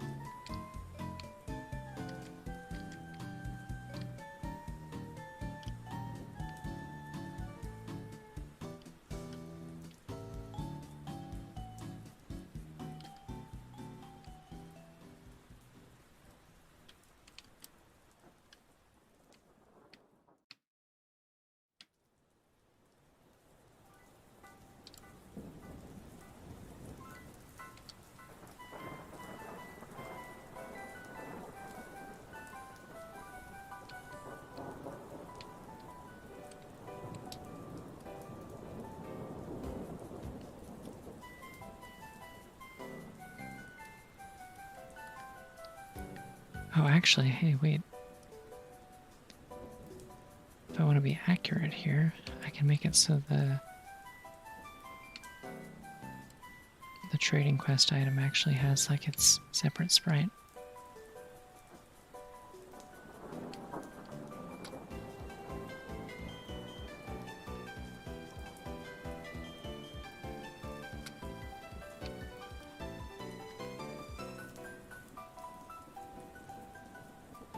I'll be the one person on Earth who cares about this detail besides whoever worked on Ocarina of Time 3D, I guess.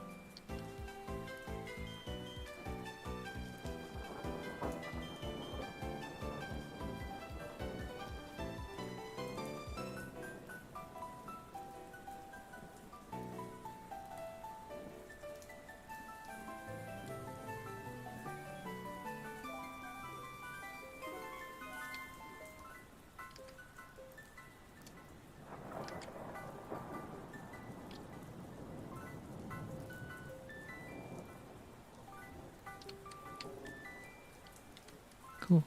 I like that.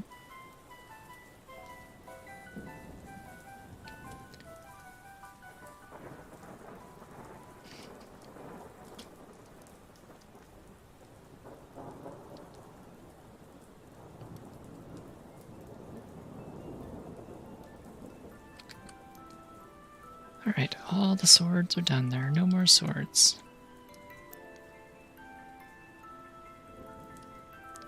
This is every sword ever in this or any other game.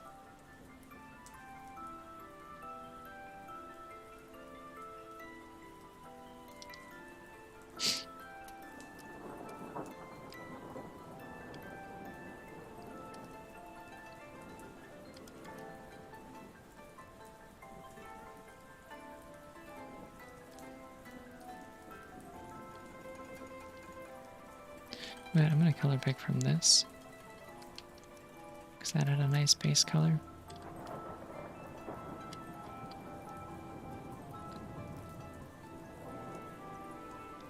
And I'm going to be less nitpicky about coloring my edges, because I can just fix them with an eraser anyway.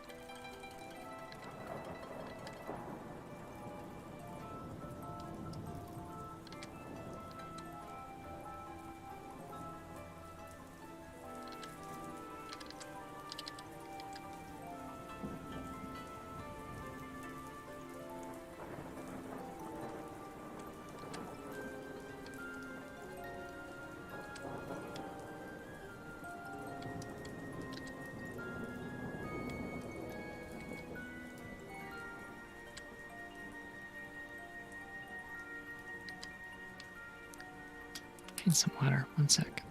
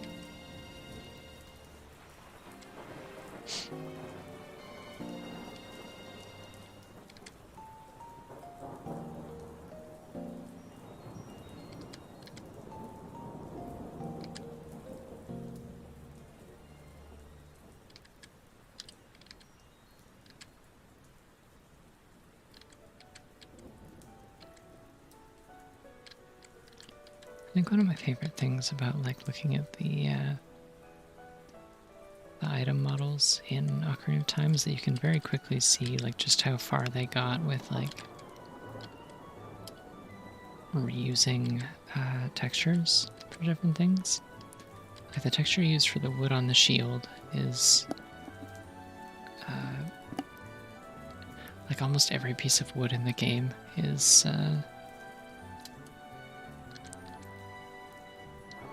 either using that texture for wood or like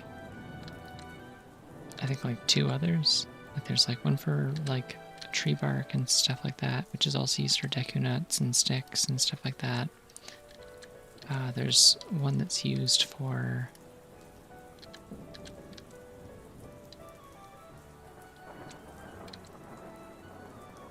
I believe there's one that's used for like planks and stuff.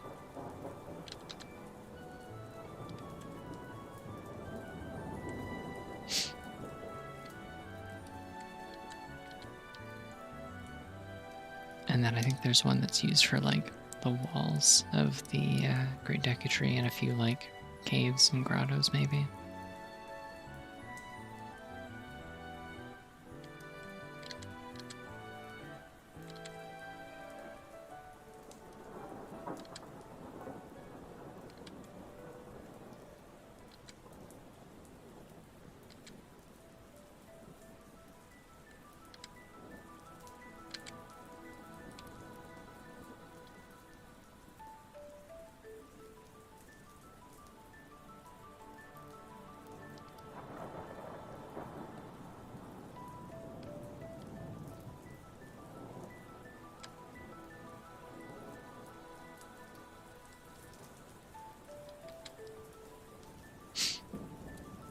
Looks pretty cool, I think.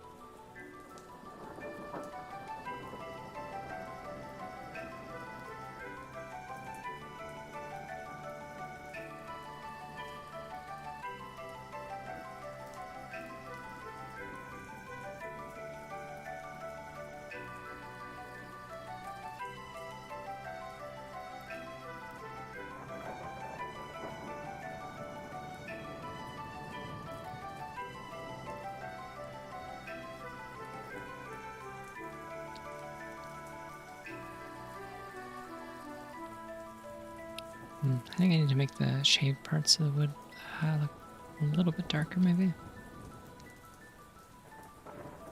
Like, they look good, I just need to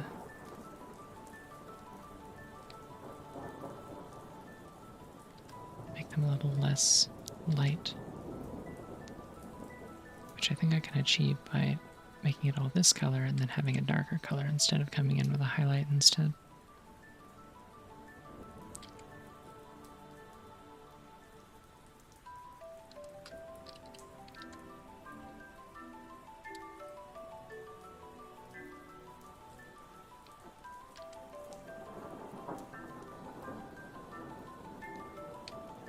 Yeah, that looks good.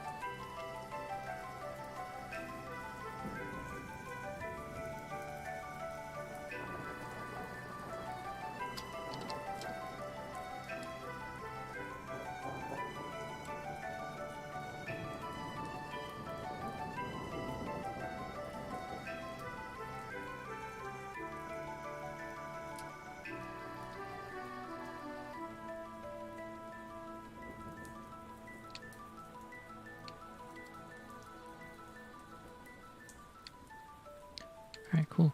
Looks good. This one will be really simple and straightforward, I would say. Because it's all just geometric shapes. In this house, we love geometric shapes.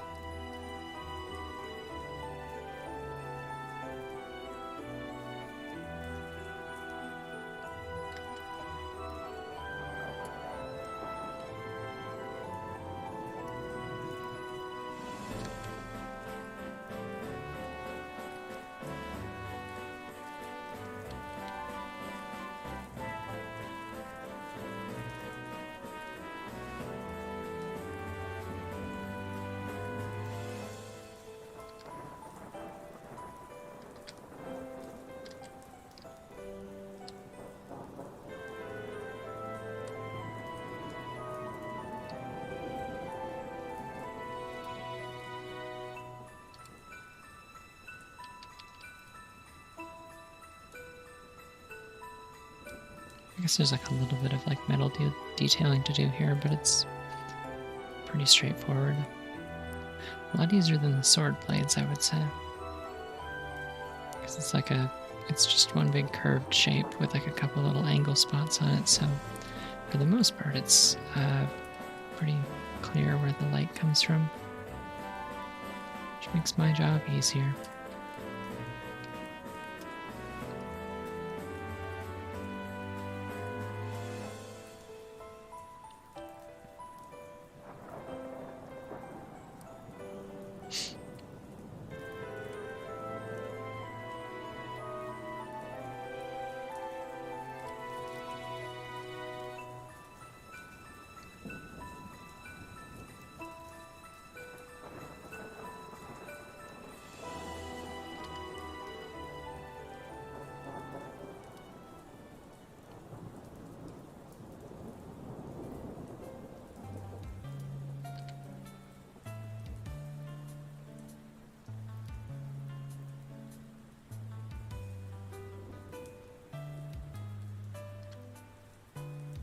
It's weird to think, like, I don't think I've actually digitally colored a Hylian shield in, like, years and years. Because anytime that I've actually done digital art of Link, I've always drawn, like, an alternative shield, because I usually like, you know, shields are a little less, like, get a little less representation, and also are easier to draw than this one. Especially, like, the ones that are, like, not shaped like this. Like, I'm a big fan of, like, circular and square shields and stuff like that. The rectangular shields in Skyward Sword are a big fave of mine. I think they should bring those back in Tears of the Kingdom. This will be fan service, but for basically nobody but me. but I'll appreciate it.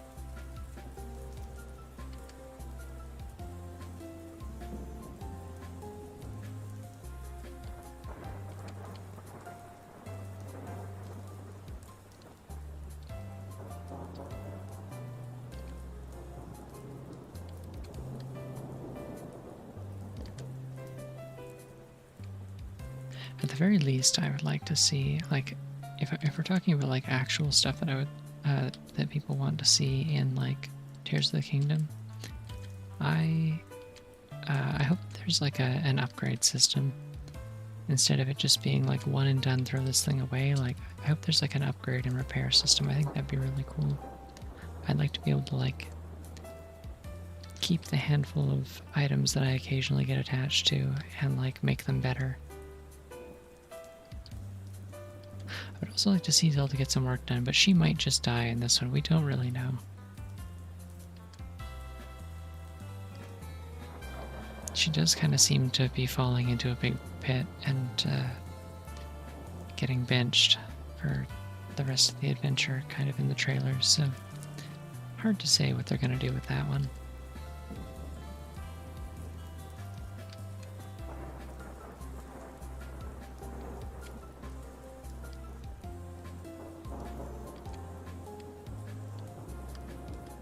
God forbid women do anything.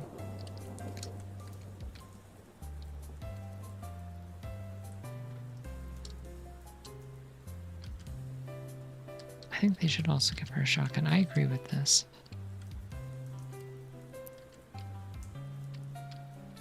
I remember seeing a post recently that I really, really liked that was talking about how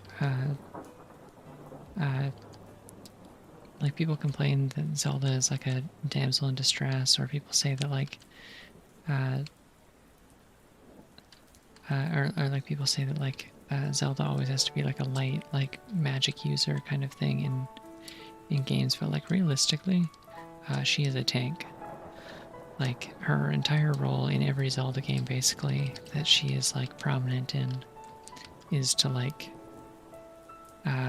draw attention to herself and then like stall and hold off the attacks of like the big bad while some fucking nobody who always happens to be Link just like makes the necessary preparations to take down Ganon, and he somehow never sees it coming. Like it's her whole deal is just to draw aggro and then stall and stall and stall.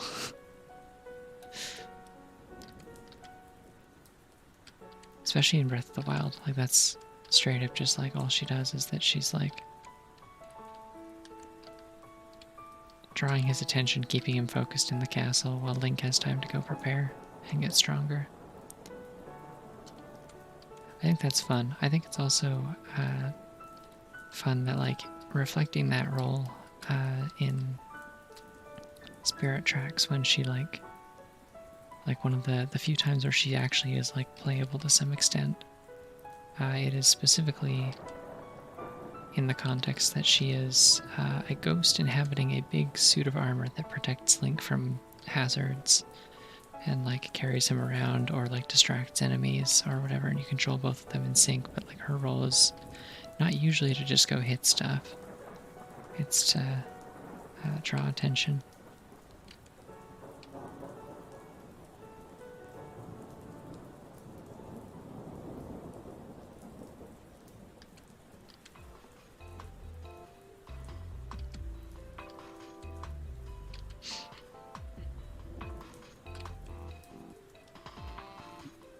Alright, cool. Order of the Shield looks cool.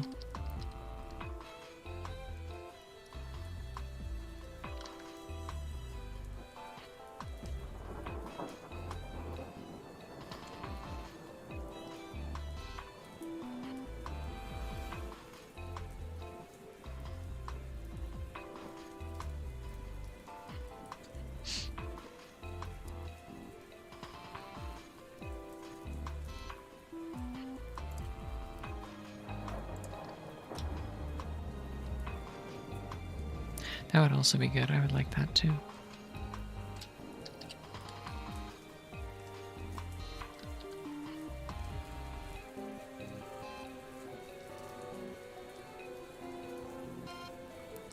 See, and also even then with Sheik, like Sheik does not like attack directly in Ocarina of Time. Like Sheik's whole role is to just kind of cause trouble and help Link.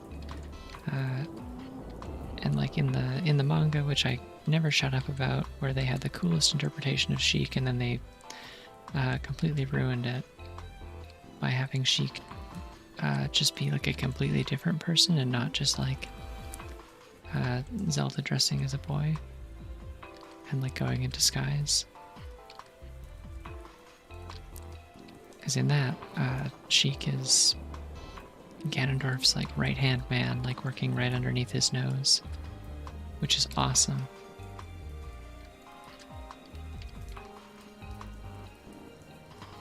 Because again, the entire point being that like it keeps Ganondorf from dealing with Link before he's strong enough to handle him.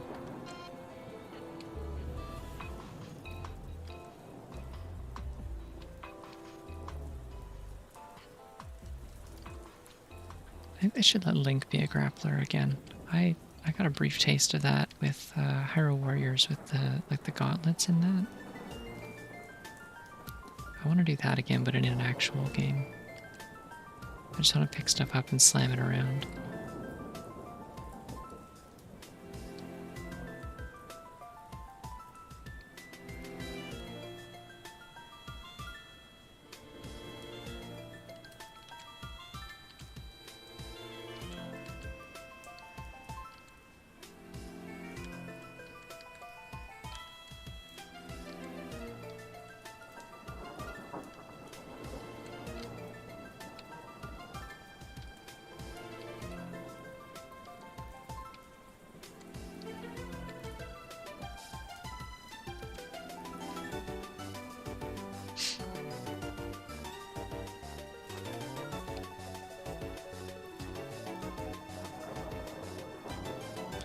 Okay, sorry, this bugs me. I have to fix something real quick.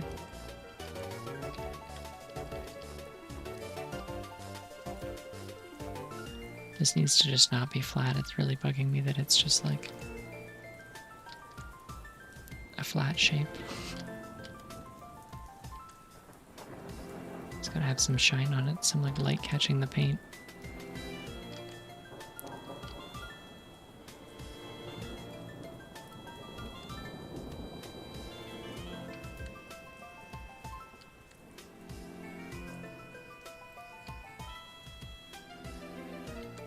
Yeah, that looks really good. Okay, cool.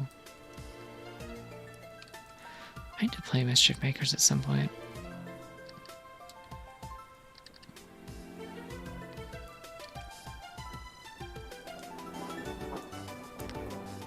I really wish I could get an EverDrive. I would love to be able to like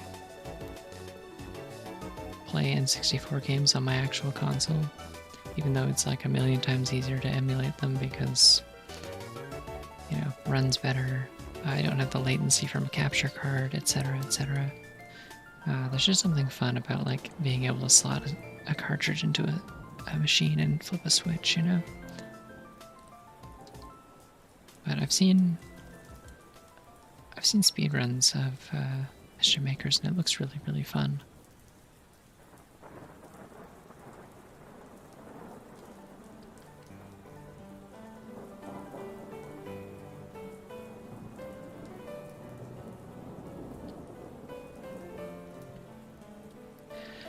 I might actually just...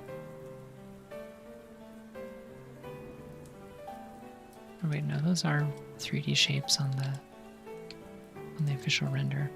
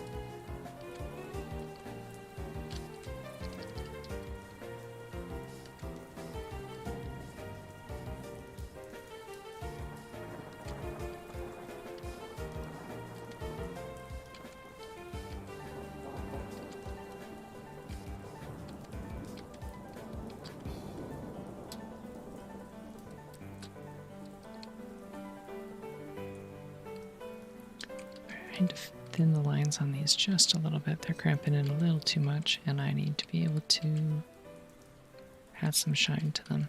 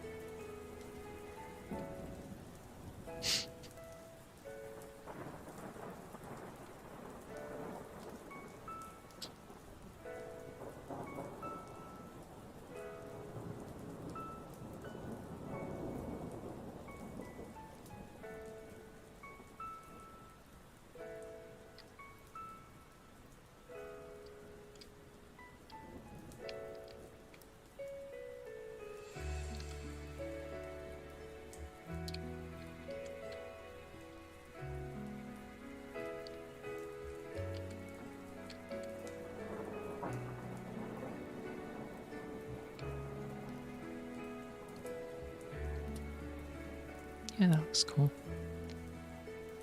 And then we'll throw some highlights on here. Make them feel like 3D shapes.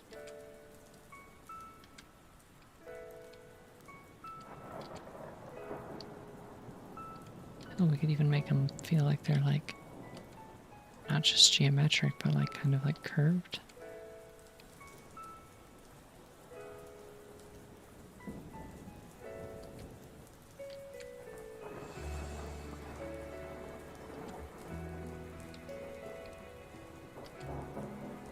Like, I don't know if that would be like a gemstone or what, like what this would be supposed to resemble, but that's what I'm going with.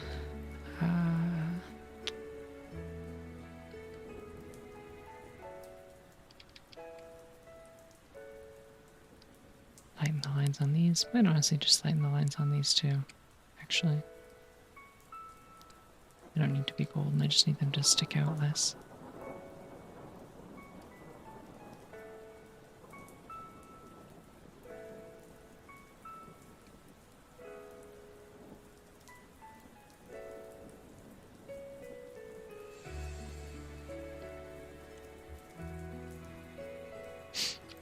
Yeah, that looks cool, I think.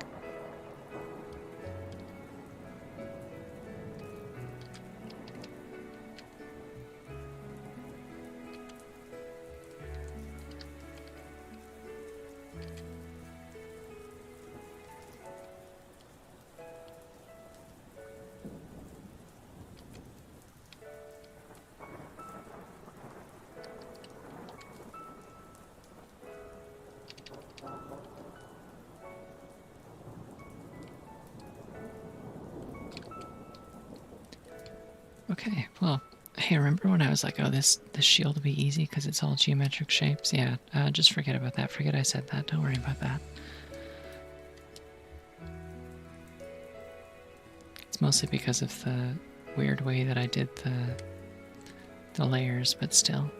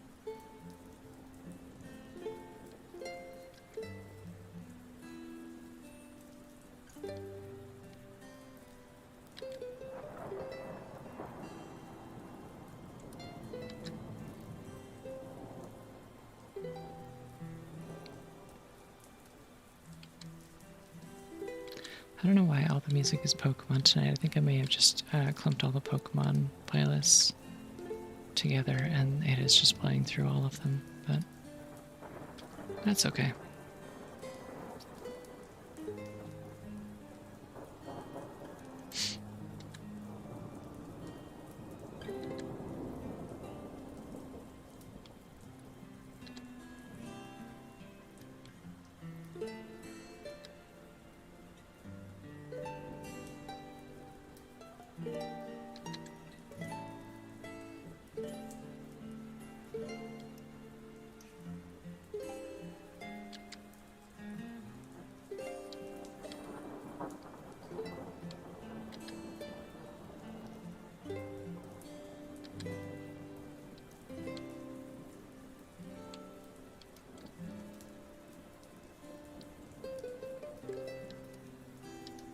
I think this shield should actually be relatively straightforward to color. Because like I just have to get the frame.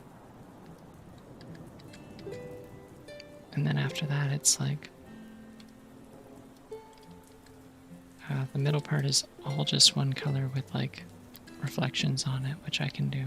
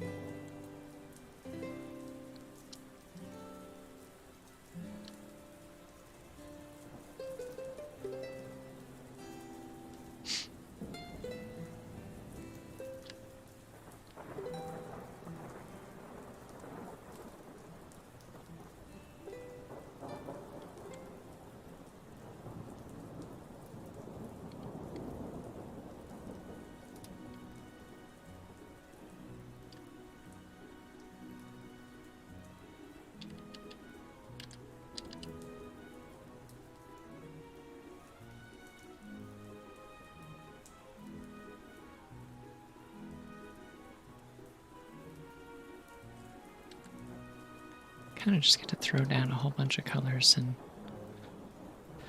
see what happens with this one. It's supposed to be like pearlescent and glossy and mirror-like, you know?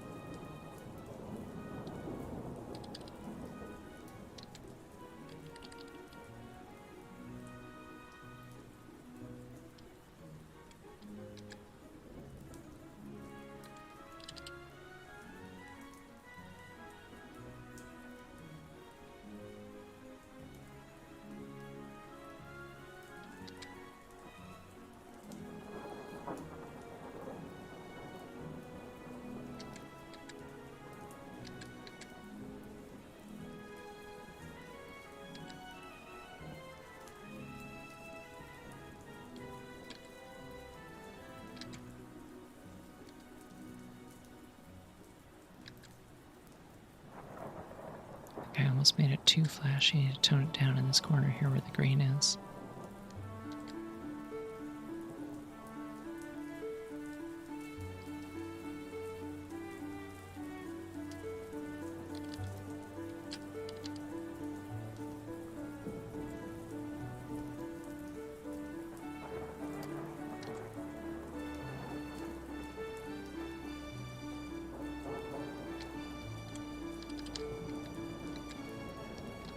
try and go for more of like a cell shaded approach, like more like this.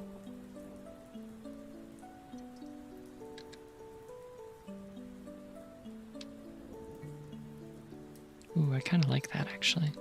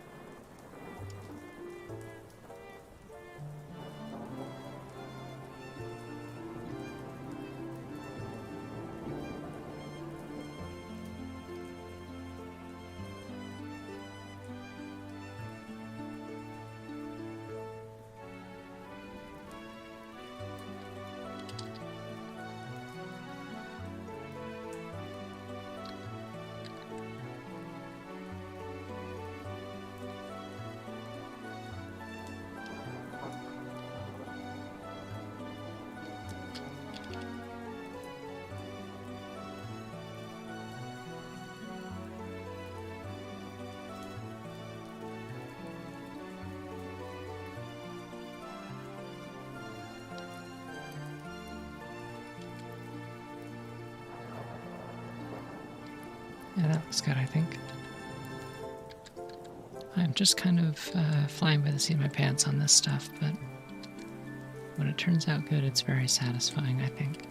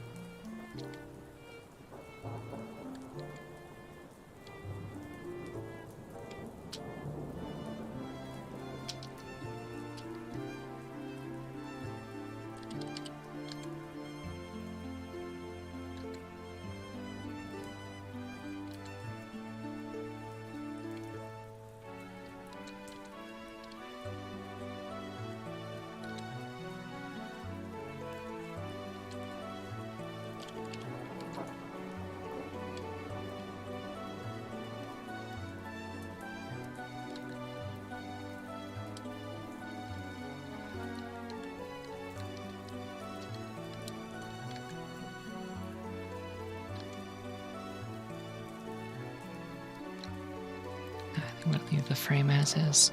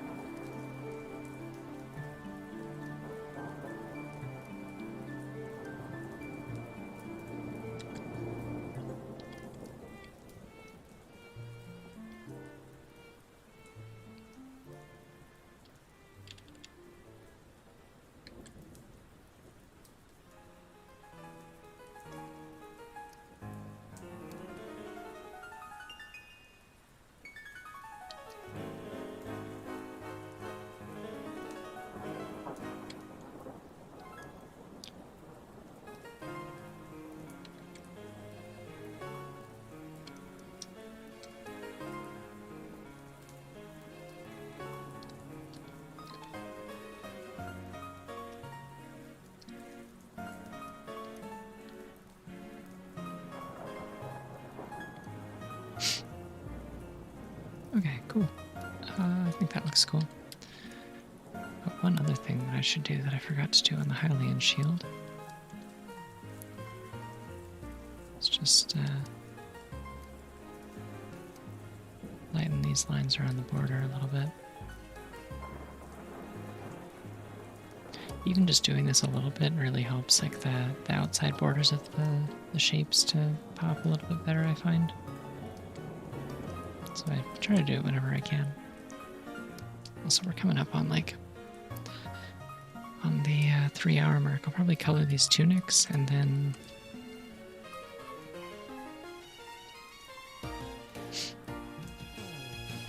I will go and take a break.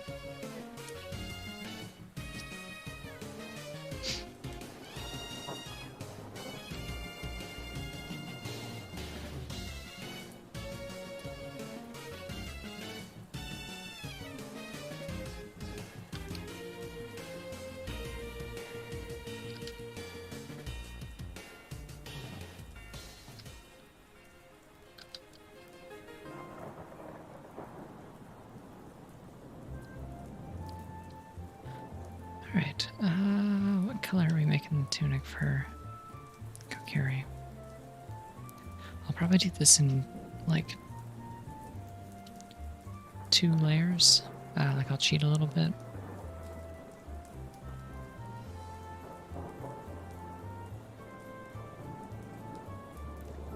From my usual restrictions, just to make things easier for myself across, like, having to do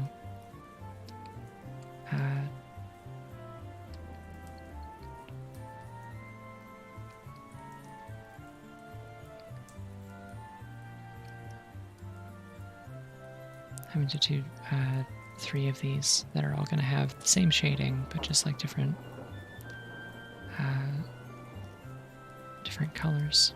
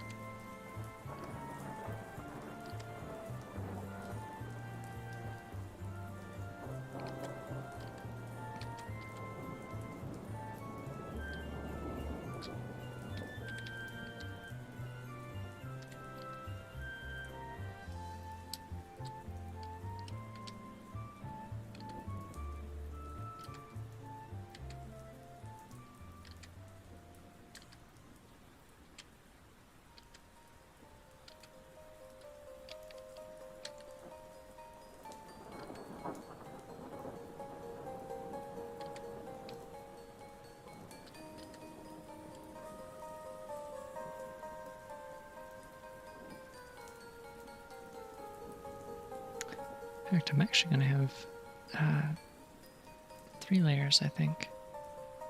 So we'll also do a shadow layer. That way I can just change the colors of all 3 of them very easily.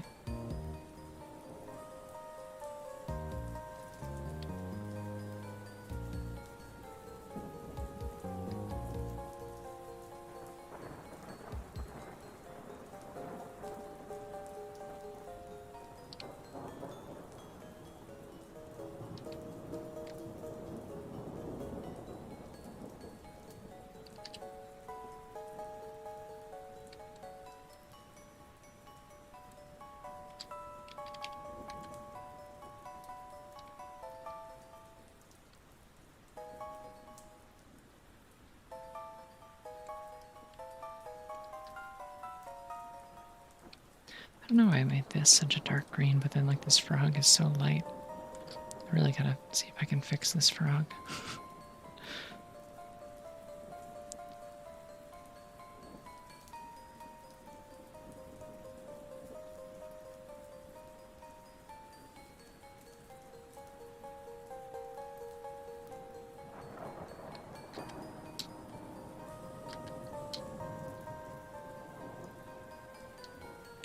It looks better overall, but it also feels like it loses some of the charm of the way that I draw things. I think I need to keep the contrast low.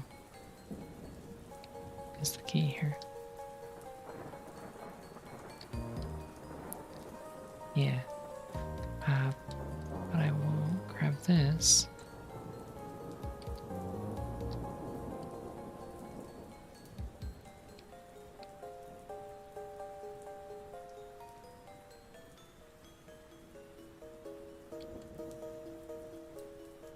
Yeah, there we go. That looks good, I think.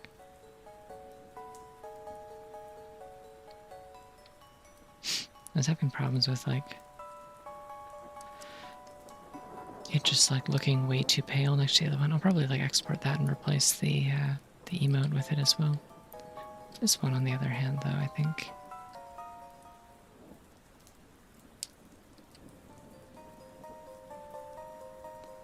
needs to get brightened up a little bit.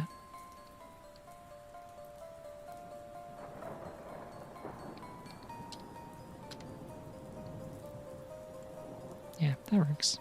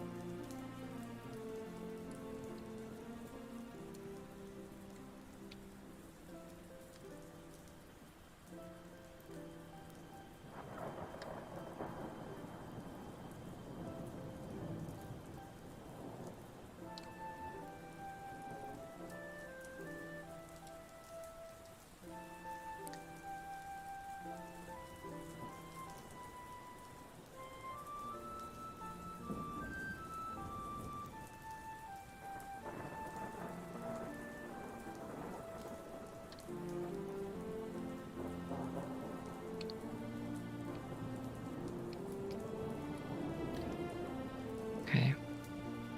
That's the Kokiri tunic done. So now, in theory,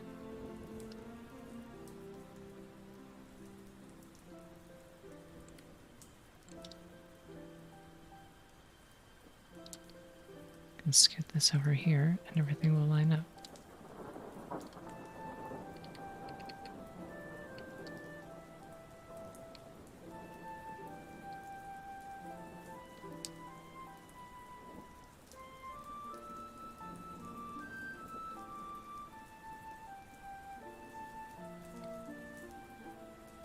Howdy.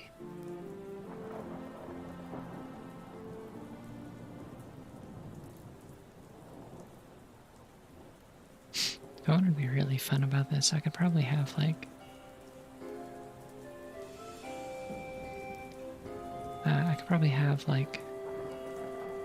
alternate versions of this for my tracker that have, like, the actual colors that I use for my tunics in game. I think that could be fun.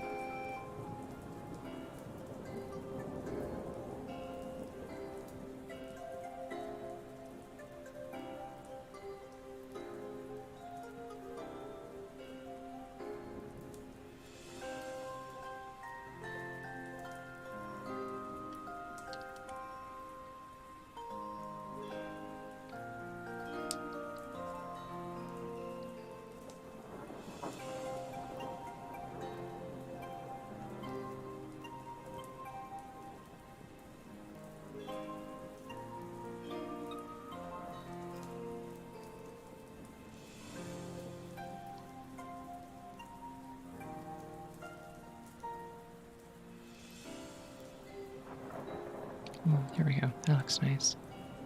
We get a little bit more orange.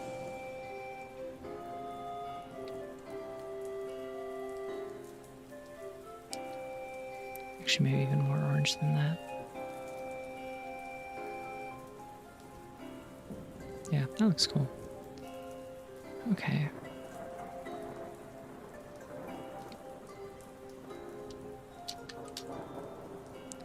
And the Zora tunic.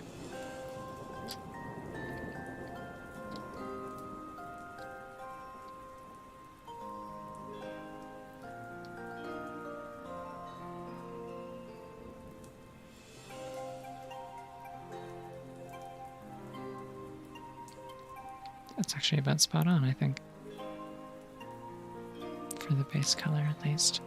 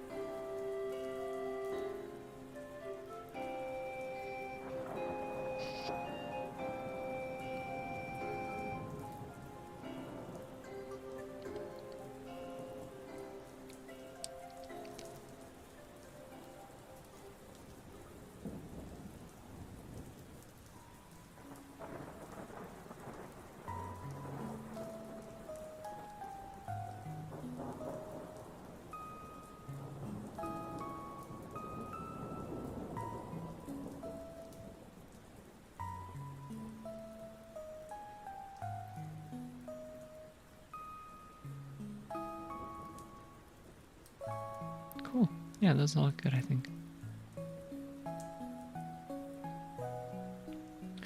Actually, this one's a fair bit darker than it is in game, so let's see if we can boost that up a little bit.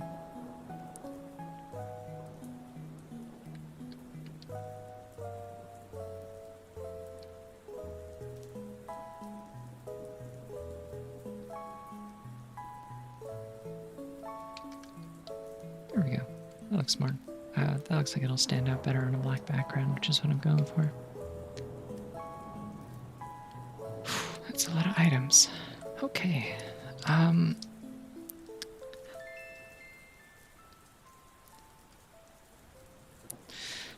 Considering it's been like 7 and 6 hour streams already to do all of this, plus 3 hours tonight, really makes you appreciate how much work goes into doing like big sheets of graphics like this. Designing stuff, coloring stuff, etc.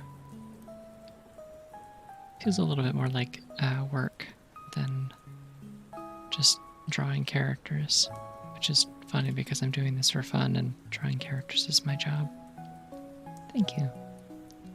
I'm gonna go run and take a quick, like, 5-10 minutes tops, like, just like stretch break, go refill my water, etc. And then I'll get back to this, color the rest of these, and then draw and color the rest of the items that I'm missing, which is, I think, just like strength upgrades, silver scale, keys, and the medallions. So, yeah, I will be back shortly.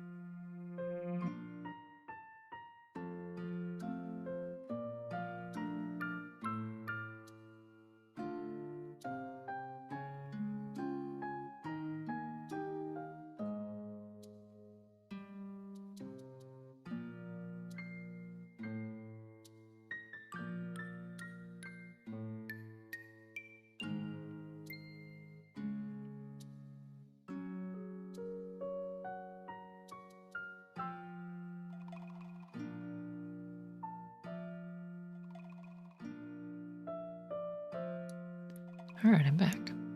Sorry about that. Why I'm apologizing, I just went to stretch and get water, but...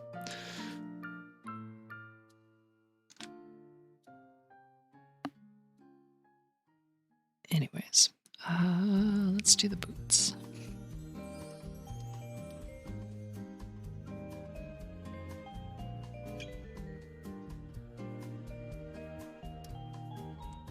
Oh, I should probably merge these, huh?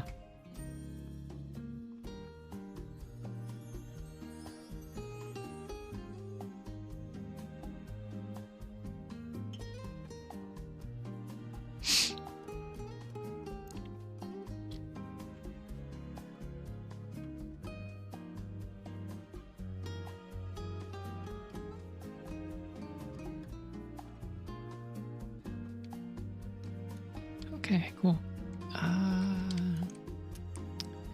Boots time.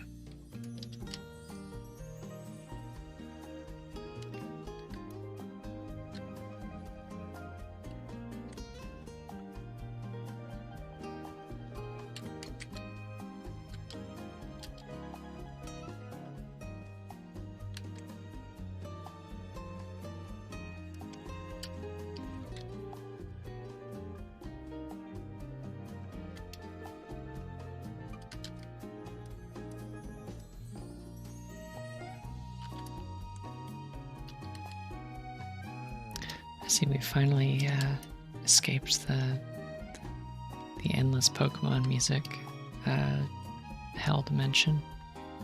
I really should have changed it earlier, honestly. I think it was starting to give me a headache. That's fine.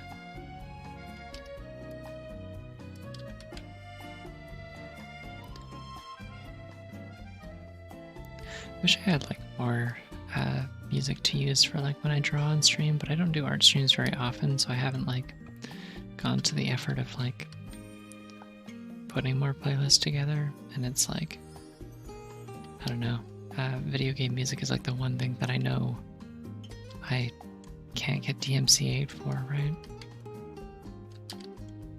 I don't want to listen to like Twitch licensed chill beats or whatever.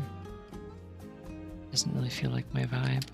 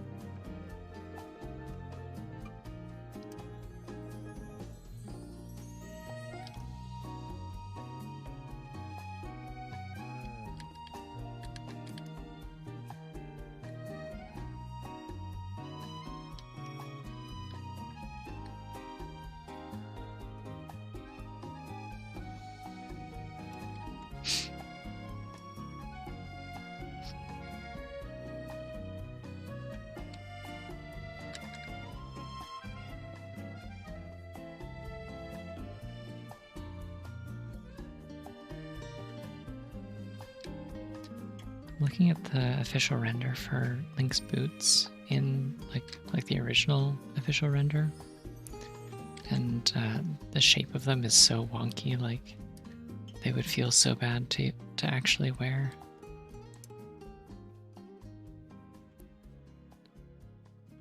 They also look like they're made out of wood. Like, look at this. Hold on a second. Oh, I have to put it up here so I can see it. Like, look at these. Like, where does your foot go in there? There's like all this empty space inside them, like.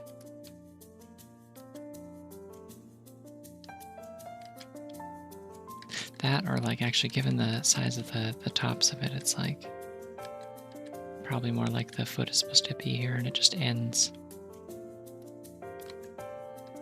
And then also, yeah, just the wood texturing on the heels, which I mean, actually, you know what? That part's not as inaccurate. I think they actually did used to make, or kind of still do maybe, depending on the type of shoes.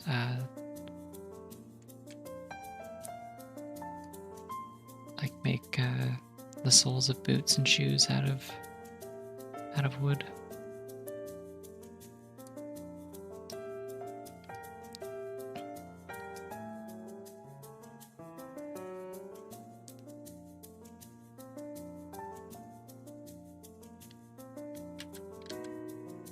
But also, I'm not entirely confident that that's what they were going for with the original promo renders. I think they were probably just slapping textures down to make it look cool in next gen because it's, 90s CGI.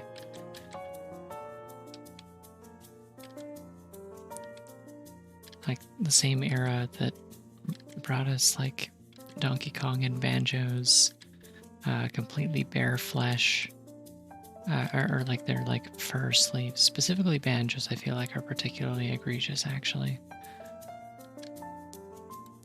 Like why does he have like sleeves? Why does he have cuffs for his fur?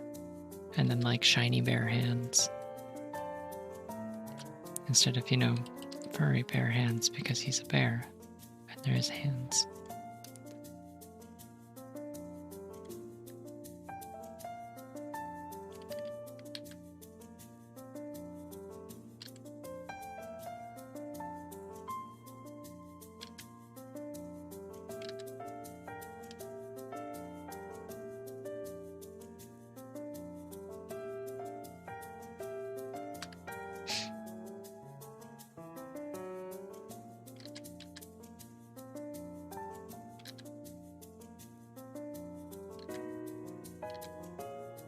It's really weird to think that like I just really haven't done digital art of Link in like years, like basically not since I got my tablet. Like I think I drew like Skyward Sword Link.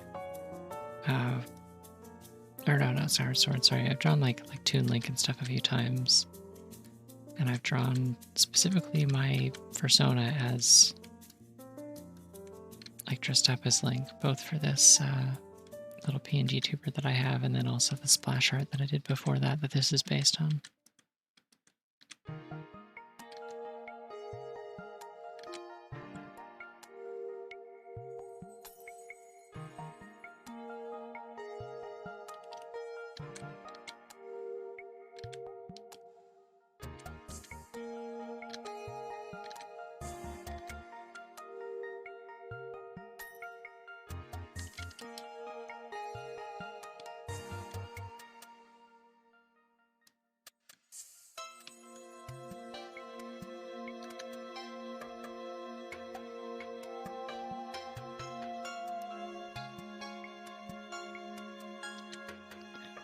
This is like the inside, like the soft underside of like leather.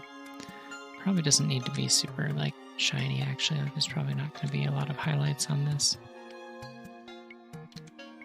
So I should probably take that into account as I'm doing this. Yeah, that's more like it, I think. It feels flat though.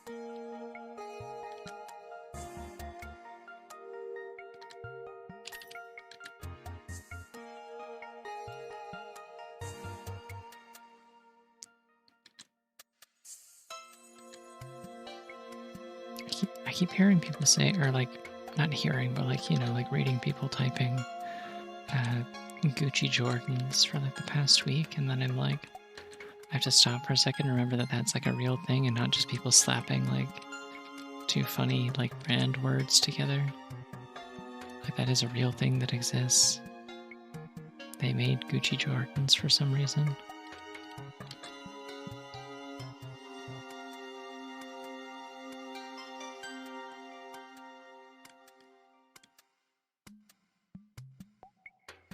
Yeah, Yeah, that's what I was about to say. I suppose, yeah.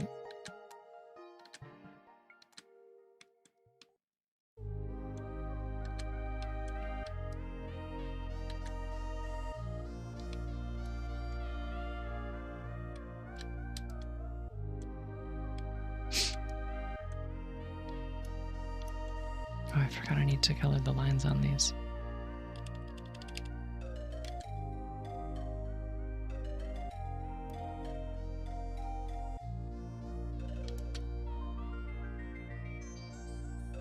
Knew they were missing something.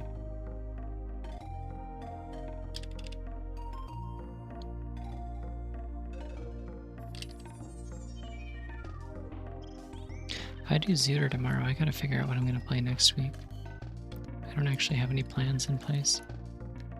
I still haven't drawn Soleil in a power suit, so I can't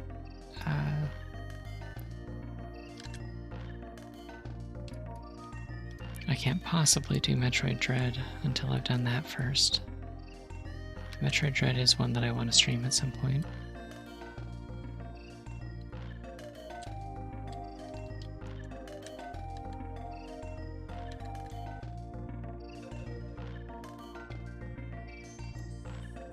I guess I've got like some of those short games I keep mentioning that are just sitting on my desktop that I should like play through.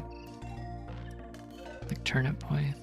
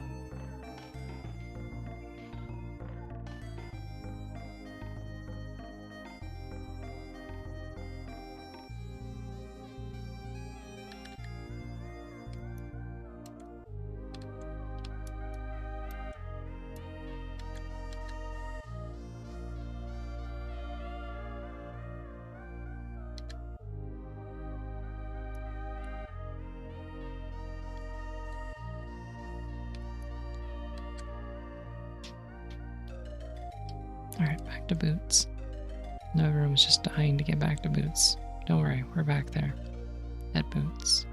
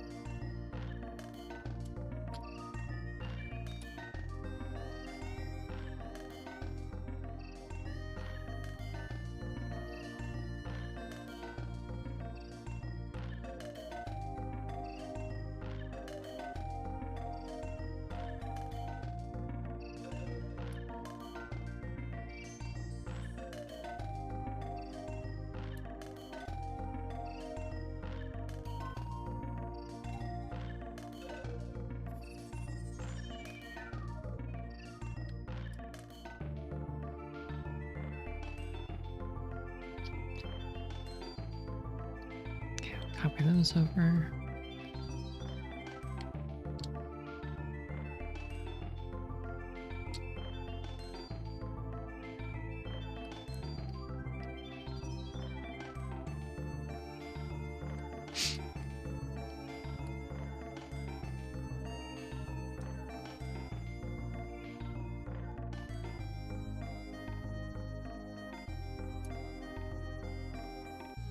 Oh, I gotta draw wallets too. Dang, I never did those.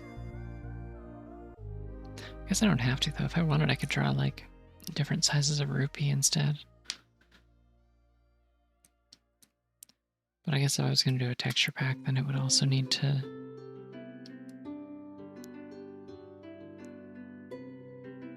It would need to work for that too, so it would actually have to be a wallet. Ah, that's fine. I'll cross that bridge when I come to it.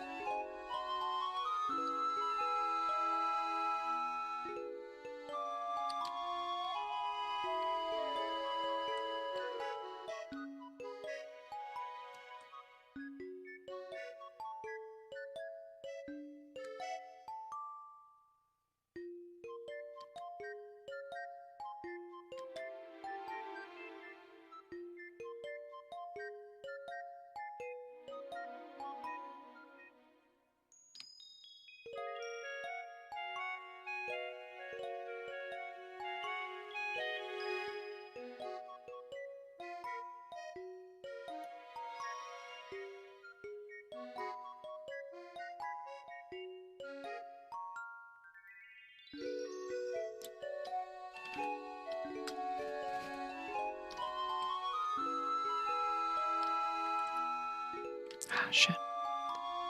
Accidentally undid one too many steps.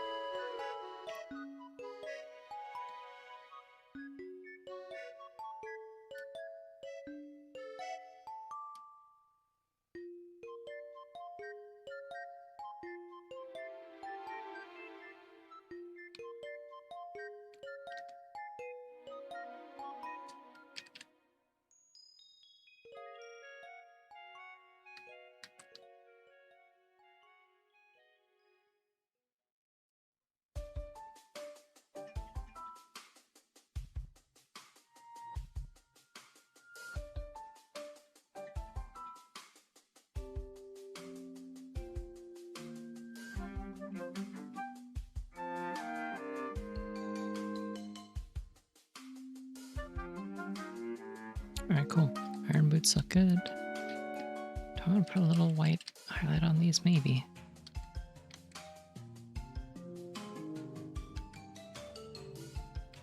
Let me sell the metallic look.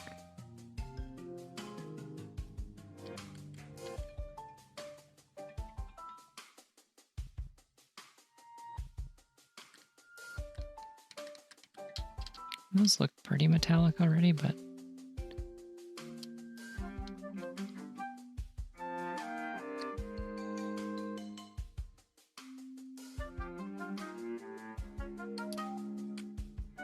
yeah, that works. Okay, and then we will copy that over to here, because these have almost the same outline.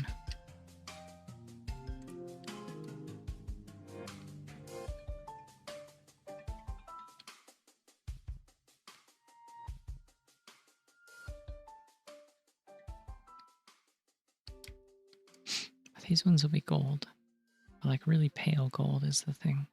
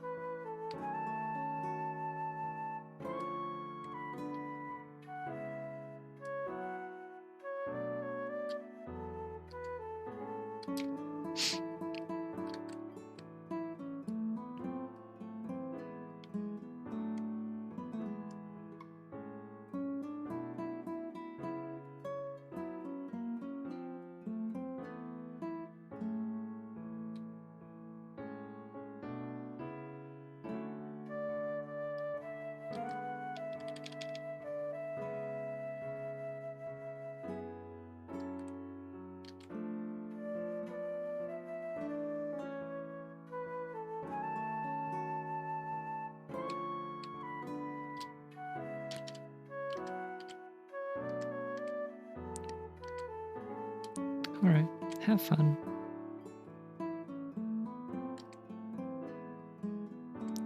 I was about to say, I wish I had Gucci blankets because I'm cold, and then I remembered I have a space heater I can just turn on at any time that I want. And no one can stop me.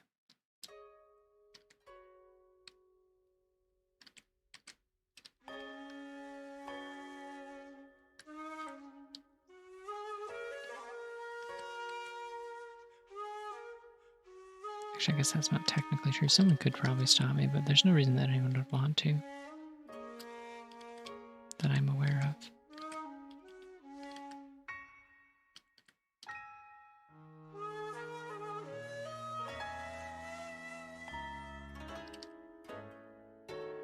I want heated space blankets, like those like foil ones, but like powered.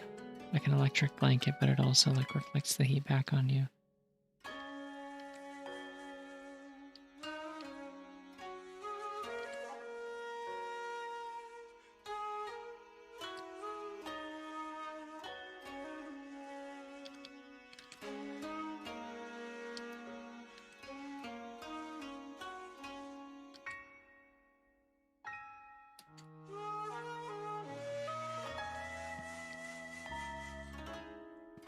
I'm kind of having a long night of gaming, except instead of gaming, I'm drawing things from games, and also there's no win condition.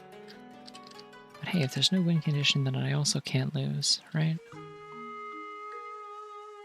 I don't think that's entirely how that works, but like, I'm running with it. I'm rolling with it, you know?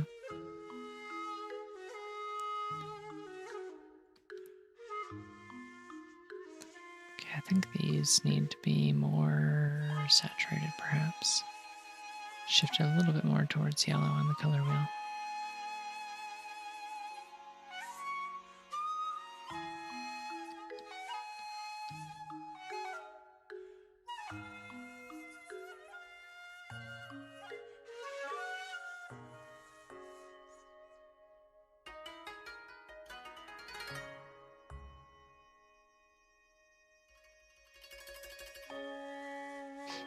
Or alternately less saturated, but lighter.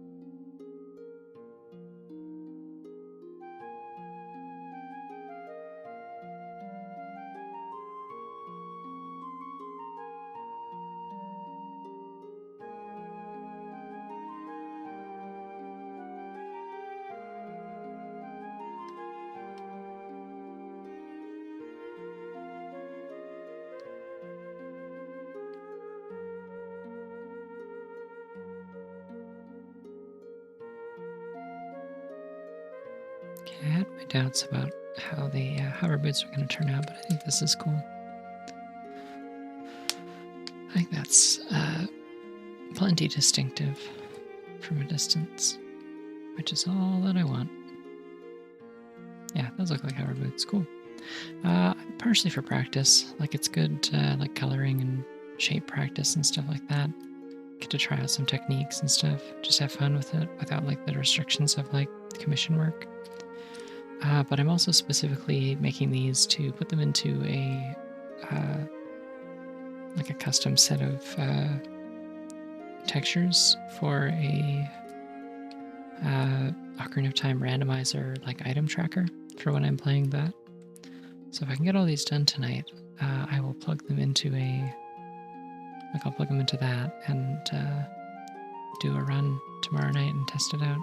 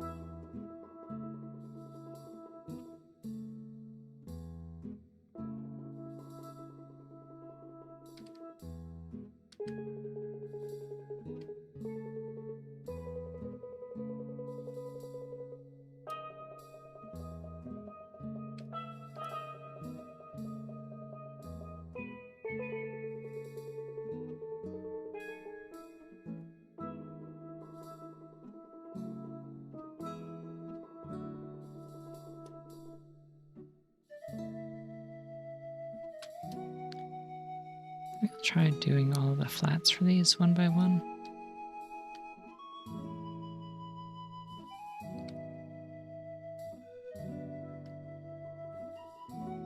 And then I'll shade them all at the same time.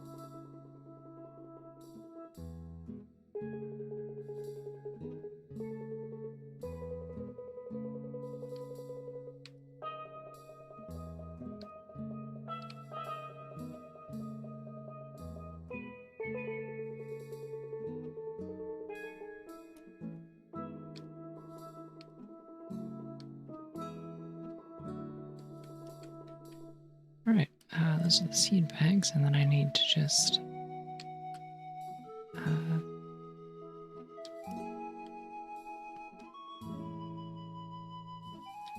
oh yeah, I rebranded last week, I believe. I've been meaning to do it for a while.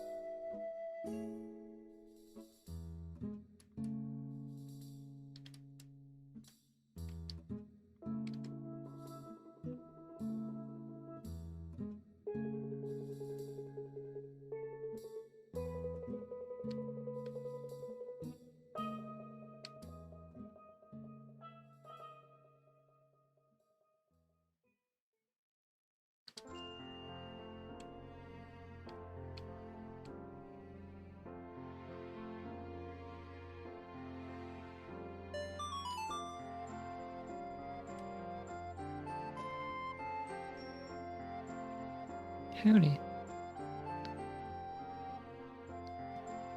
Also, hi Seb. I didn't say hi, but hi.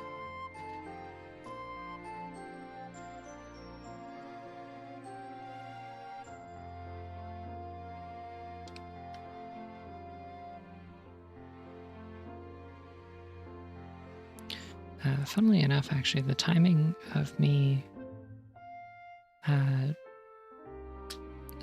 changing my channel name and Twitter name and stuff like that was actually at least partially driven by. Oh,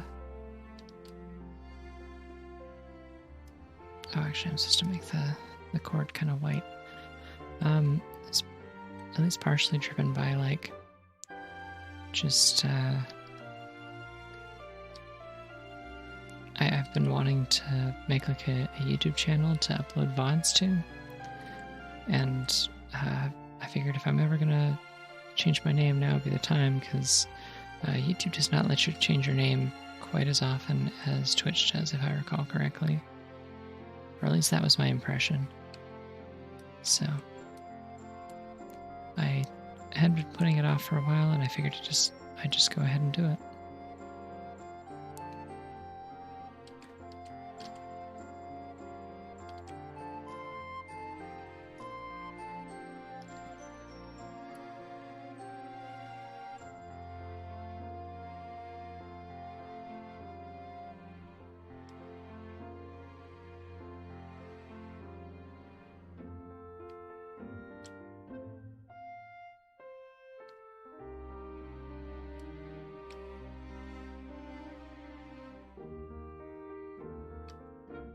I don't know what these little, like, beads are supposed to be at the end. I assume they're just beads, but, like,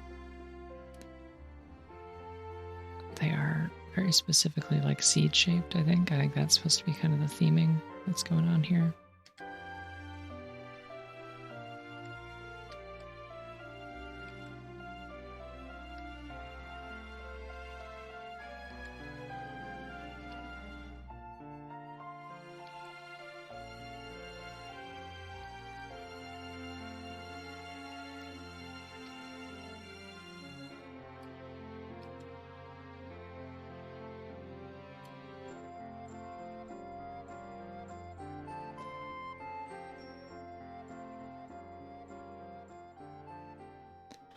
I did not write loss on the bag, actually. It never occurred to me. I literally just went off of reference.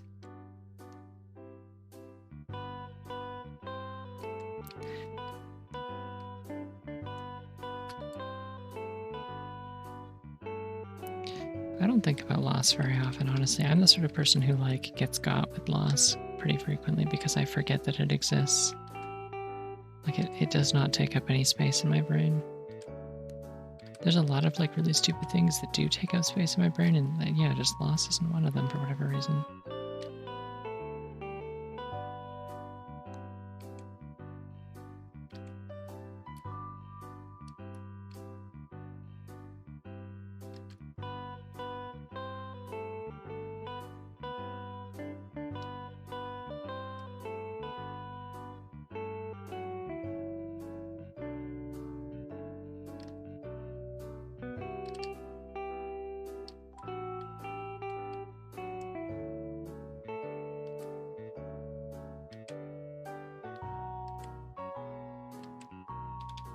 Yeah, I'm too busy. I'm too busy retaining worthless Zelda trivia to, like, I don't know, remember the thing that or the sentence that I started like 12 seconds ago. let alone remember a meme that I don't care about very much.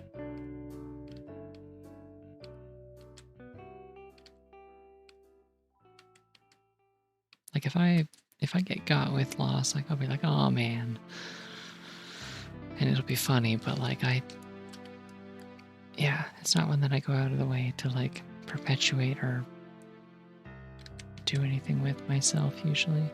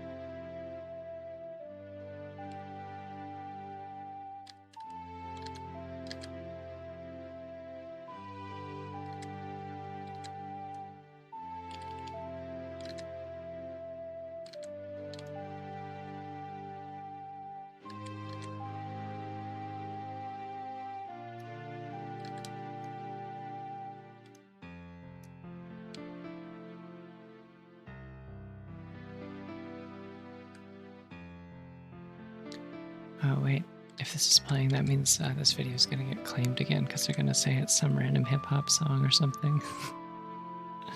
Oopsie. Oh well. I think I can win a fight against a random, like, SoundCloud chill hop person or something. I'm literally drawing items from the game that this song is from. I think I have a slightly more claim to be using it in a Twitch stream than the 3 random dudes who sampled this song, apparently.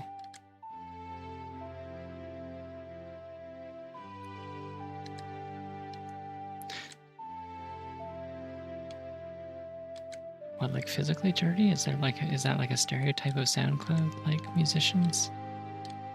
Or like they'll fight dirty?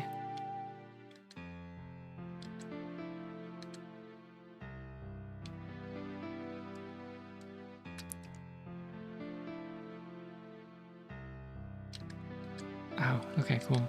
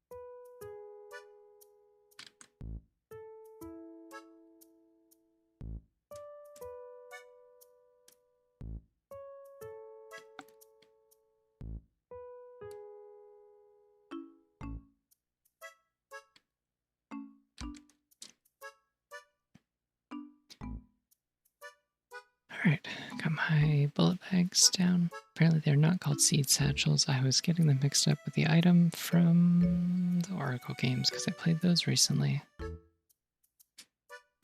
You can understand how I would make the mistake, considering these are satchels that hold seeds and not bullets.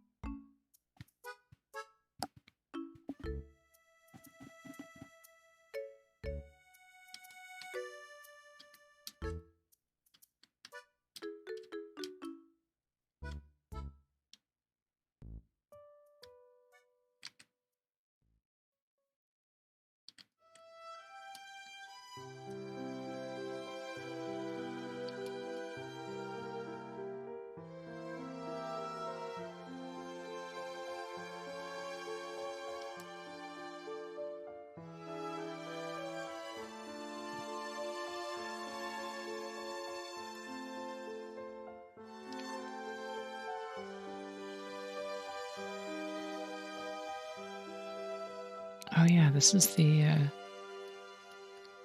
was like, what's this song? And then I realized this is the song that plays when in Animal Crossing New Horizons when the shop is like 10 minutes from closing. Which is like a really cool detail, but also why did they do that? There's so much stuff that like. I like that there's only one song that plays for the entire first week of the game, but they have a bespoke, like sad little tune that plays. That's like really pretty. That plays in the like general store right before closing time. I assumed that it was just like a piece that was composed, and then they were like, "Do you want to use this somewhere?" And they were like, "Yeah, we could make it play when the shop's about to close." But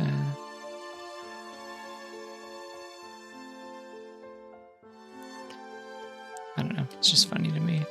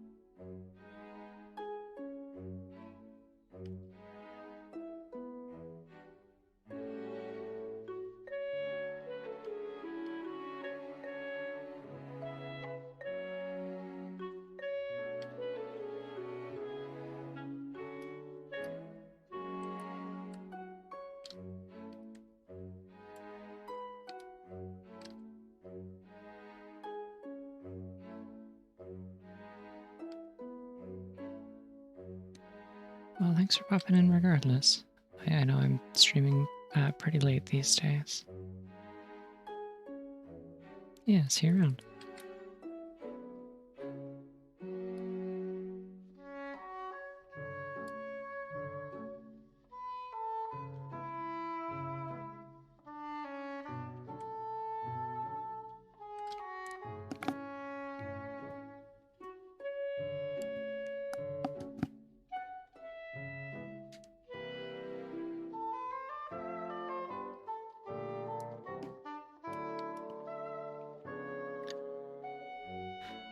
Okay, so I need bronze.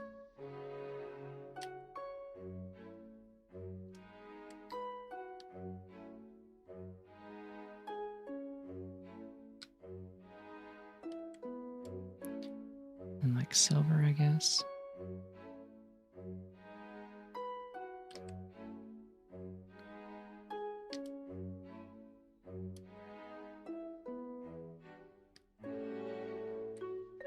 And gold.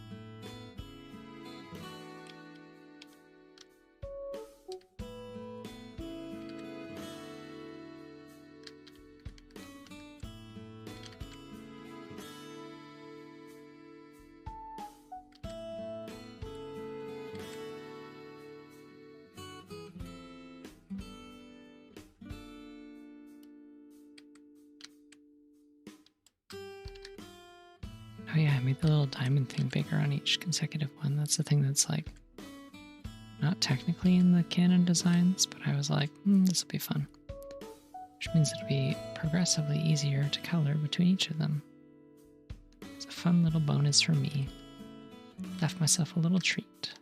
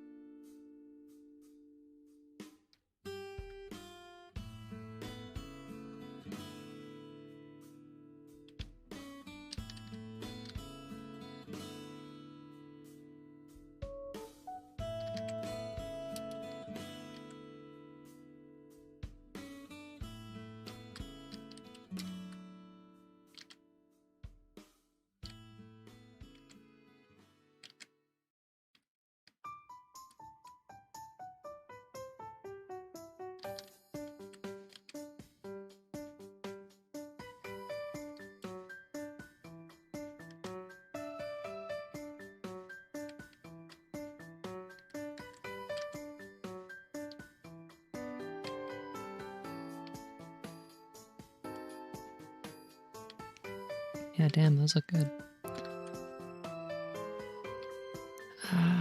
Just need to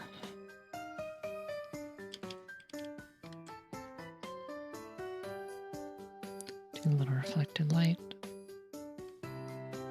Cool. And then I can shade the actual covers themselves, the other part.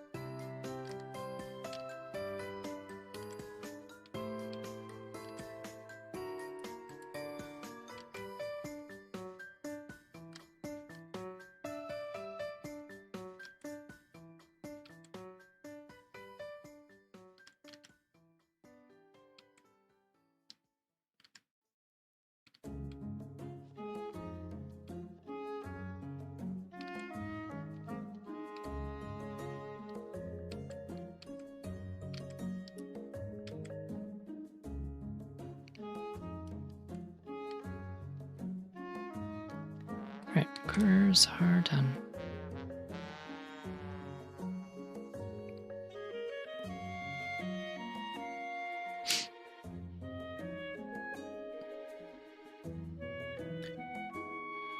And then the bomb bags seem like they follow the same, like, chain of colors more or less compared to the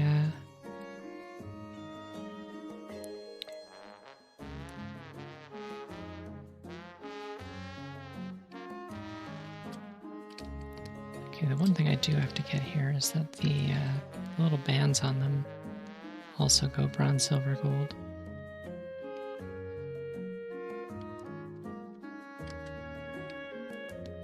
So I'm gonna make sure I color pick those before I do anything else.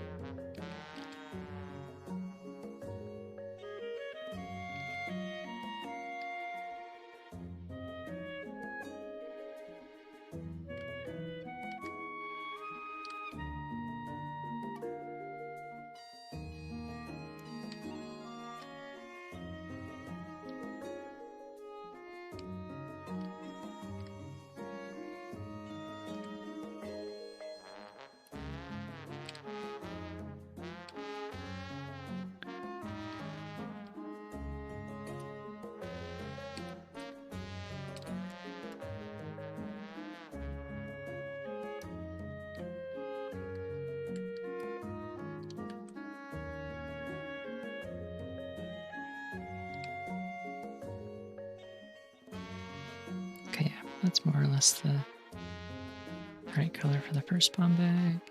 And then I can build the other two off of this.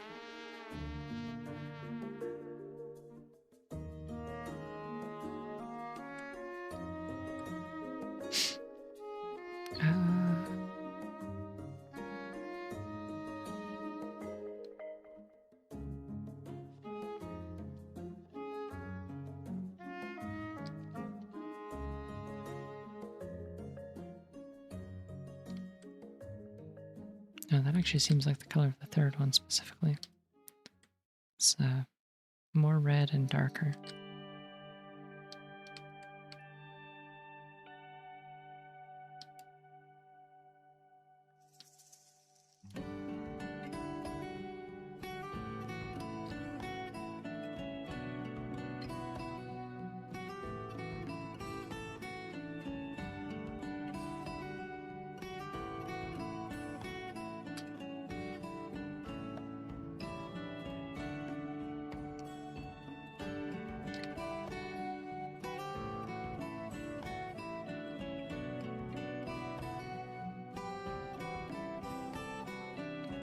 Yeah, I think this is correct.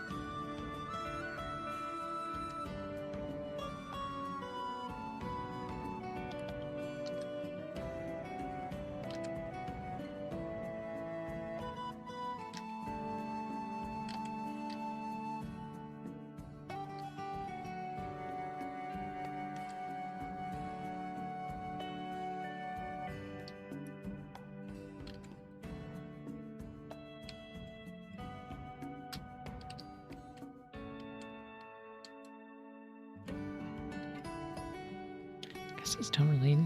Ugh, sorry. My mouth isn't working. I guess these don't really need like much in the way of highlights because they are mostly going to be in shadow.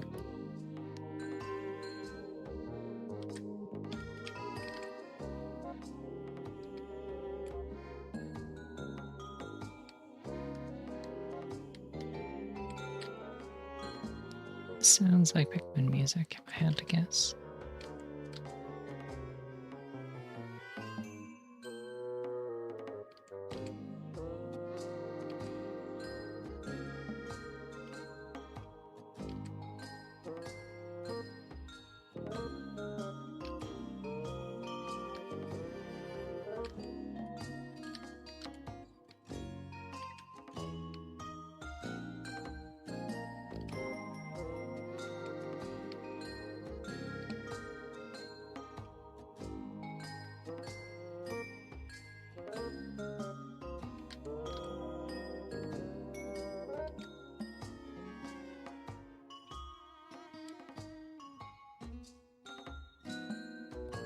Oh, that was the wrong color. Whoops. That's the one that I want.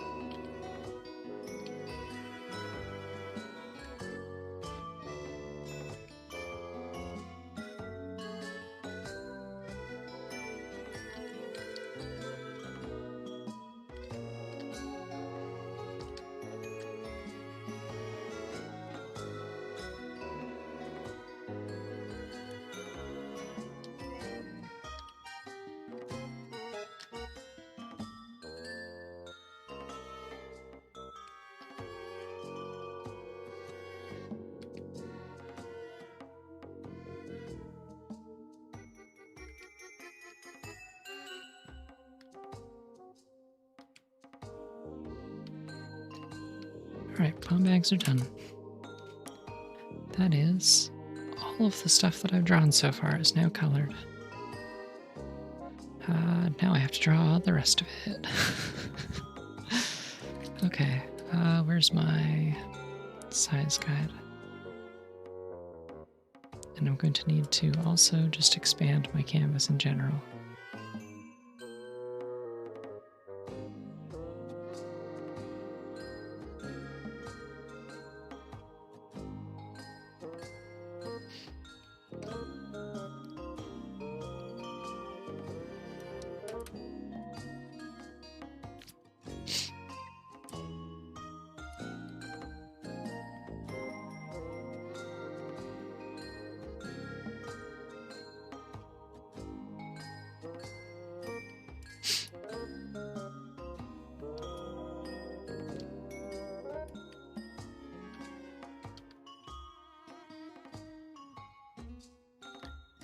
Alright, so next up is Goron Bracelet, I believe.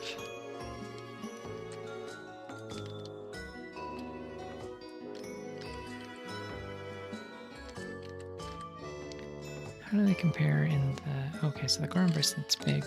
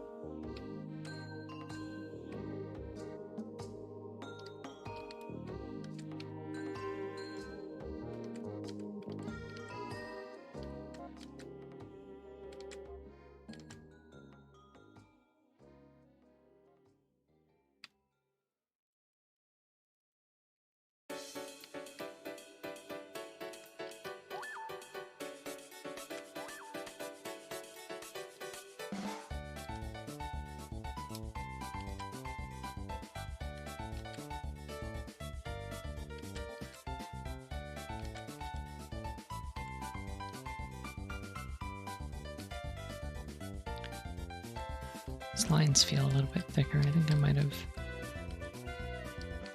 been working with a size 12 before instead of a size 15.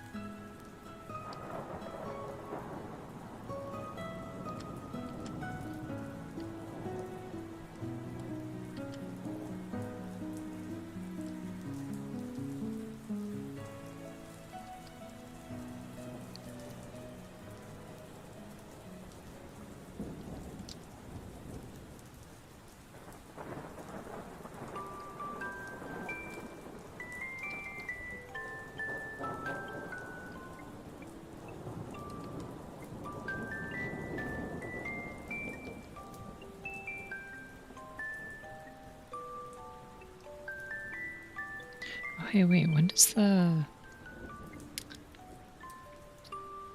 new Kirby remake come out? Because that's one that I want to stream, actually.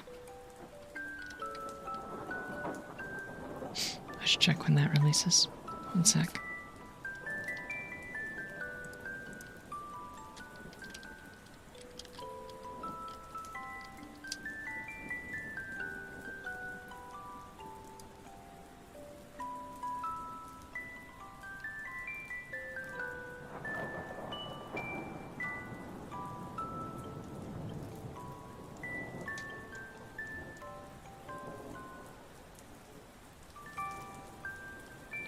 Does it not say anywhere on the Nintendo website? Yeah, the Return to Dreamland Deluxe.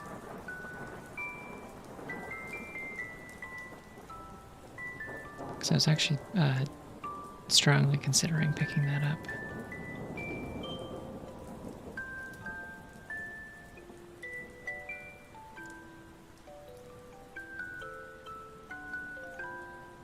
February 24th.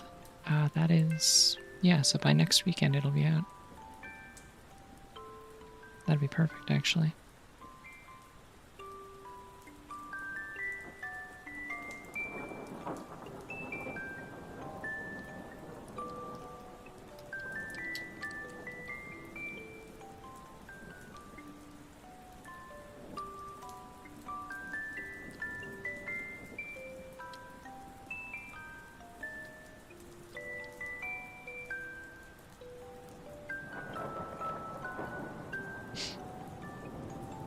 Because, yeah, like, I've never actually gotten around to playing Return to Dreamland, and I've always kind of wanted to. But I was particularly enticed by the bonus, like, post-game, like, Megalore, sort of like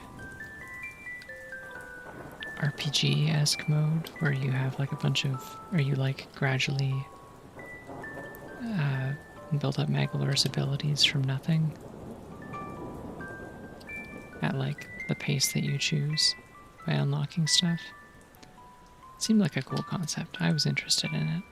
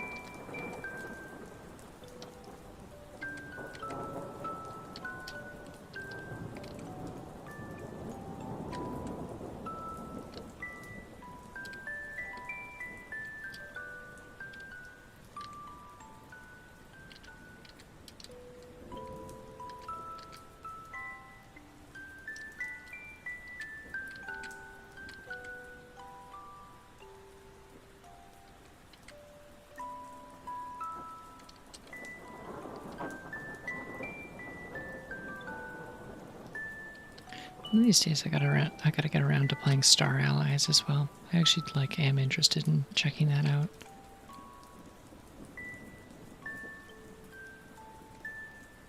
Which is I think what this song is from.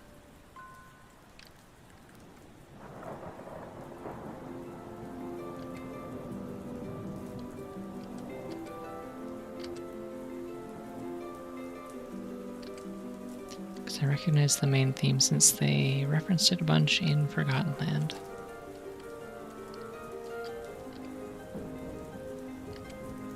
Like specifically in the Hidden Hal rooms.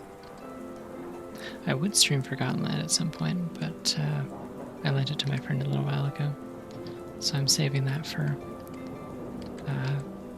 whenever she and her boyfriend are done with it.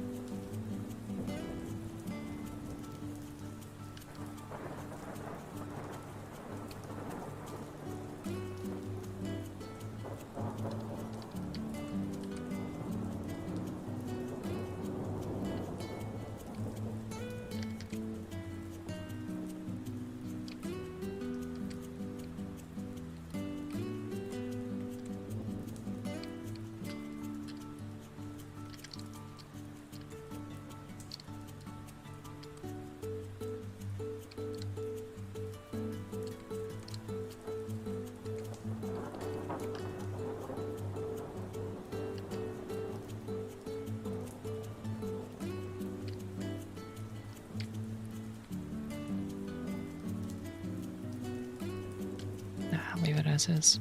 I don't know why I keep trying to add like a lip to this, like it's just simply not part of the design. It has always bugged me that there's like no like rim at the top of this, it just ends. Howdy.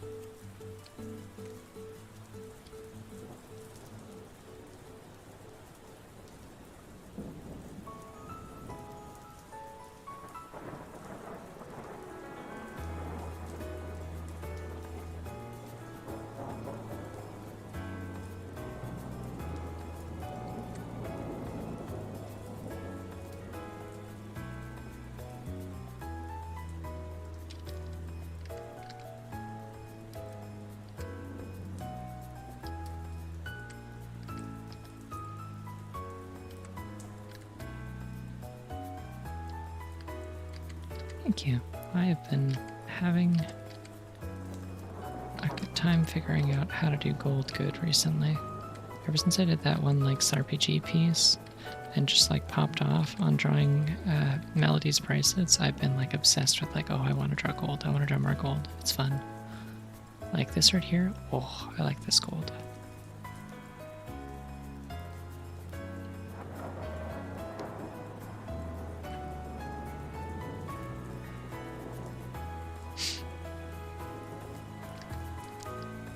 Yeah, it's going good.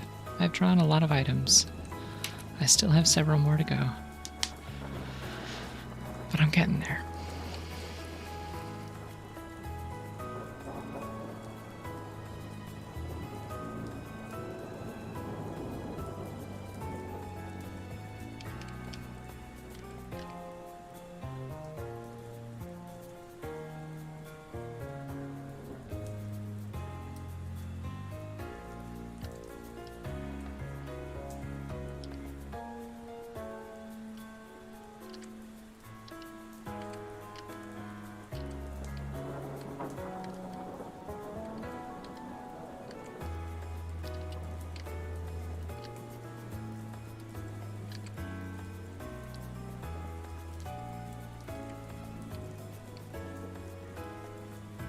Alright, cool.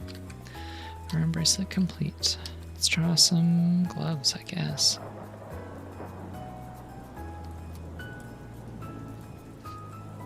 Probably not for tonight, actually. By the time I'm done this, I will be definitely all out of art juice. I'm hoping I can finish just even before then, so we'll see what happens, I guess.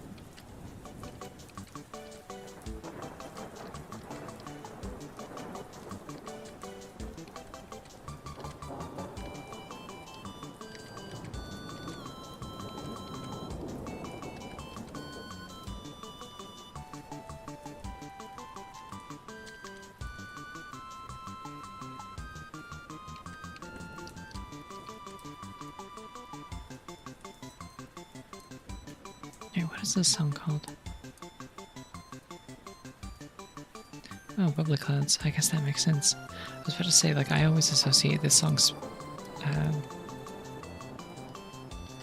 associate it with Epic Yarn specifically, but I know that a lot of the songs in Epic Yarn are just like arrangements of other Kirby songs.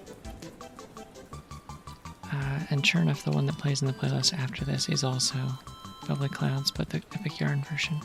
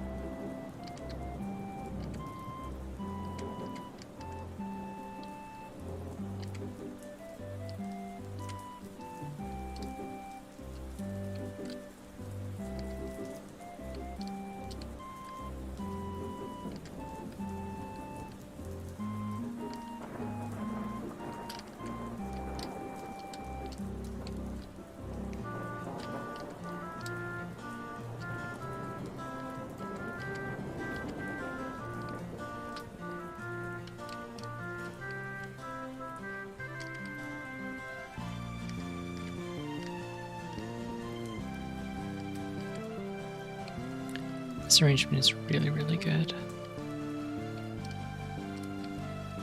I like the bass in it a lot.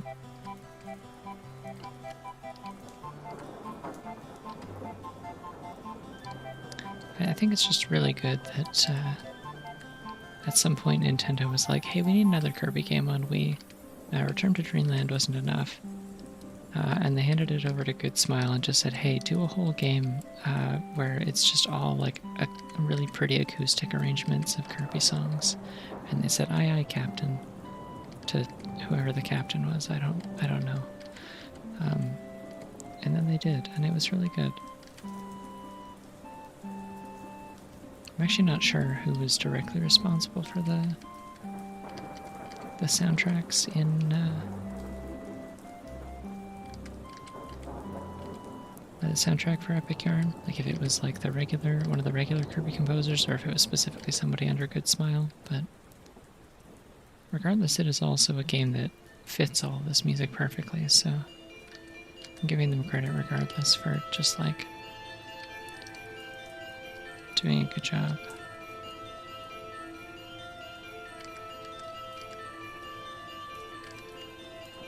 What on earth is this?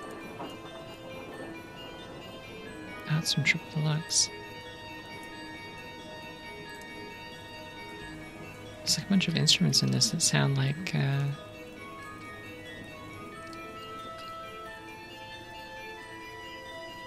music from 64. It's interesting. This whole playlist is Kirby music, by the way. Favorite Zelda is probably Ocarina of Time. But like, I don't know. It's pretty close. Like, there aren't a lot of Zeldas that I would say I like don't just like really like. I mean, least favorite Zelda 2, but which is like a stereotypical answer, but I did actually put in the time to attempt to beat that game, so I feel like I'm justified in having that opinion. I did actually play it, I didn't just absorb it from a YouTuber or something, but besides that being the obvious answer, I think currently probably Oracle of Ages, actually. I played that recently, and I really just found it to be like needlessly irritating and had really bad dungeons that just like loop you in circles a lot and force you to like backtrack, and it's just not very interesting.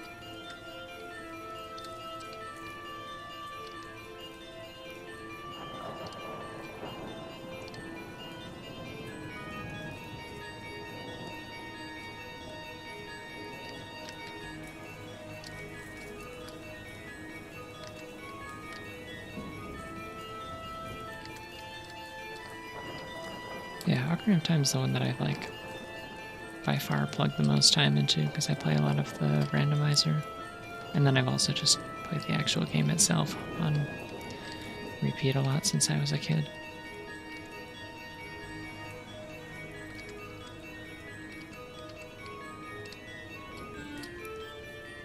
This is definitely not the right number of these little strap things, is it? Hold on, I need to look up a picture of yeah, it's gotta have 3, I think.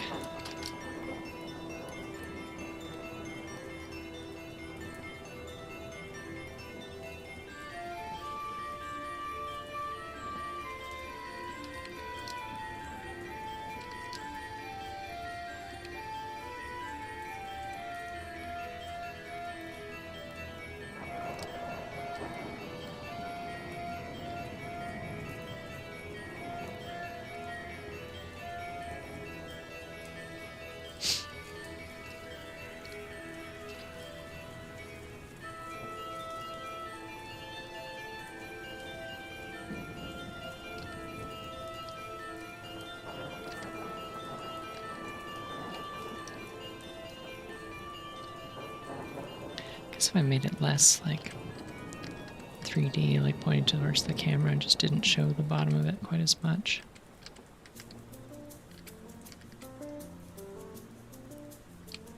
I could probably get away with this a little more easily. I just need it to fit in the frame.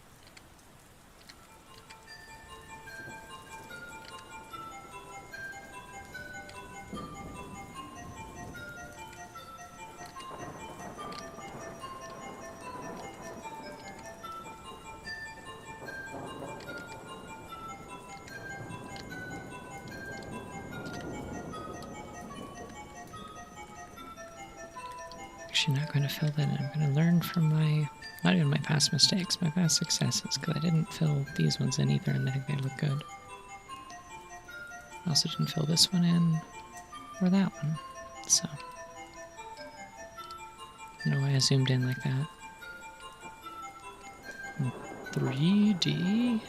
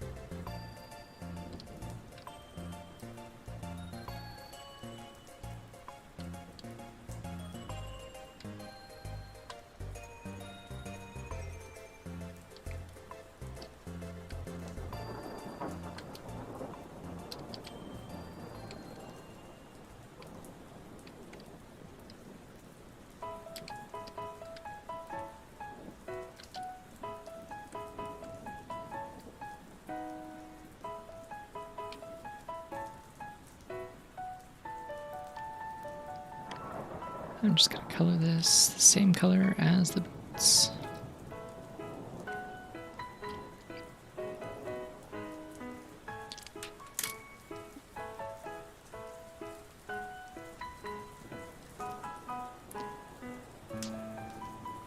I really like that the gem is like actually kind of pink in the in-game model. I think that's fun.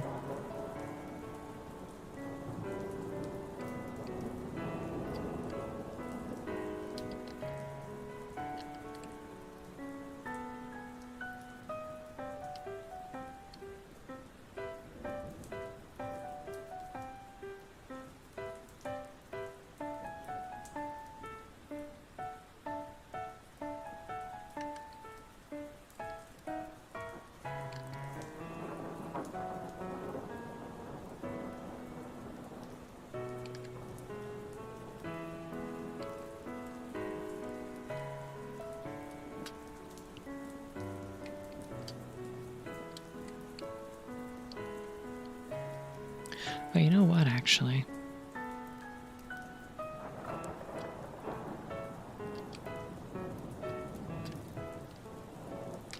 So I'm going to make this all the same color as the boots again, and then I'm going to make the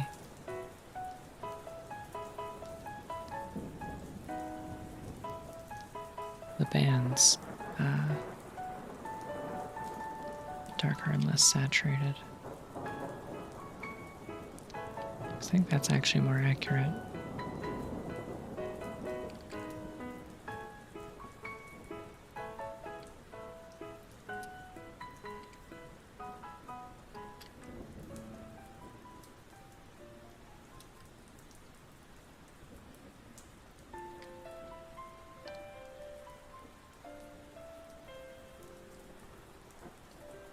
No, actually, I liked what I had. Never mind.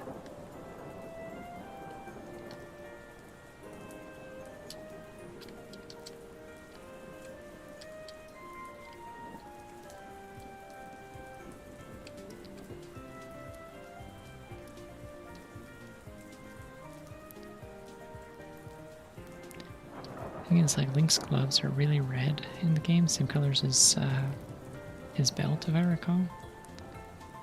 So I was trying to figure out a way to like kind of offset that without actually making them red, but then I realized there's no reason to do that. I can just actually make them red.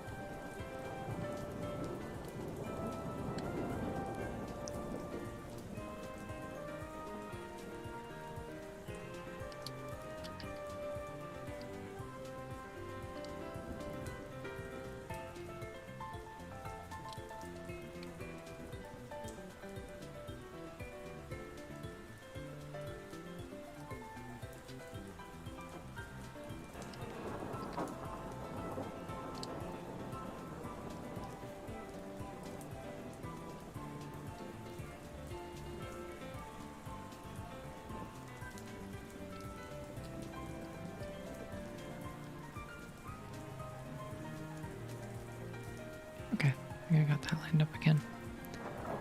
Perfect.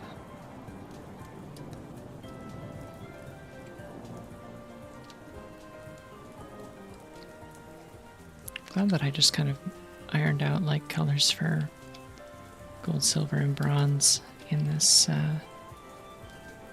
whole like page of items so that I can just keep consistently coming back to them because it's very handy.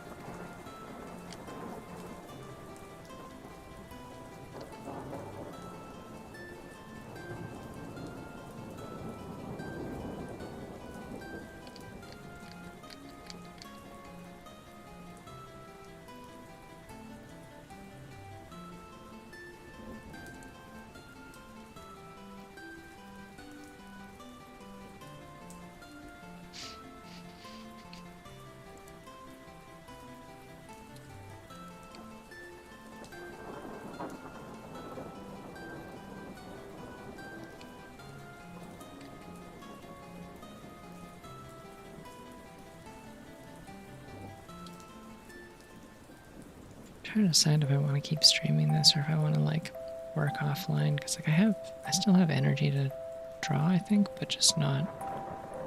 I don't know.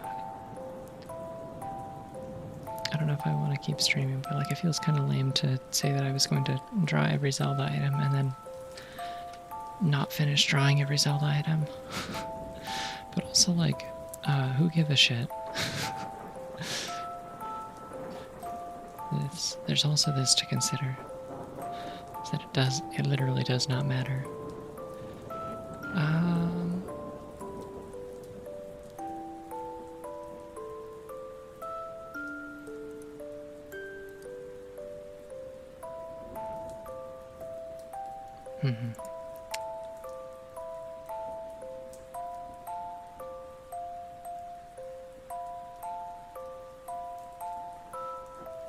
Yeah, I think I might stop and just finish these on my own tonight and tomorrow, and I'll try and have them ready in time to show them off in the ZOoTR tracker tomorrow. But maybe what I'll do is I'll finish all the items and stuff, and I'll leave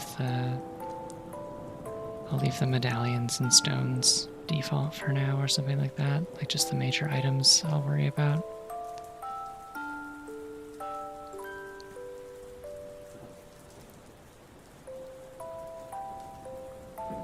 But yeah, I don't know. We did some good work tonight. That's 1, 2, 3, 4, 5, 6, 7, 8, 9, 10, 11, 12, 13, 14, 15, 16, 17, 18, 19, 20, 21, 25, 26, 27, 28, 29, 30, 31, 32. 32 items that I colored tonight, and 3 that I had to draw, but that's still a decent amount of work. I don't know. It's been 5 hours. I think it's a reasonable amount of time to end the stream after. But yeah, I will see y'all around. If I guess like if I don't end up streaming tomorrow night for whatever reason, then I will do ZOoTR next weekend, but I think the plan will be to do ZOoTR tomorrow night if I can. It'll probably be another late night stream, so yeah. I will see y'all around. Look at this frog. Every time I do, it makes me pog. Alright, bye-bye. Have a good night.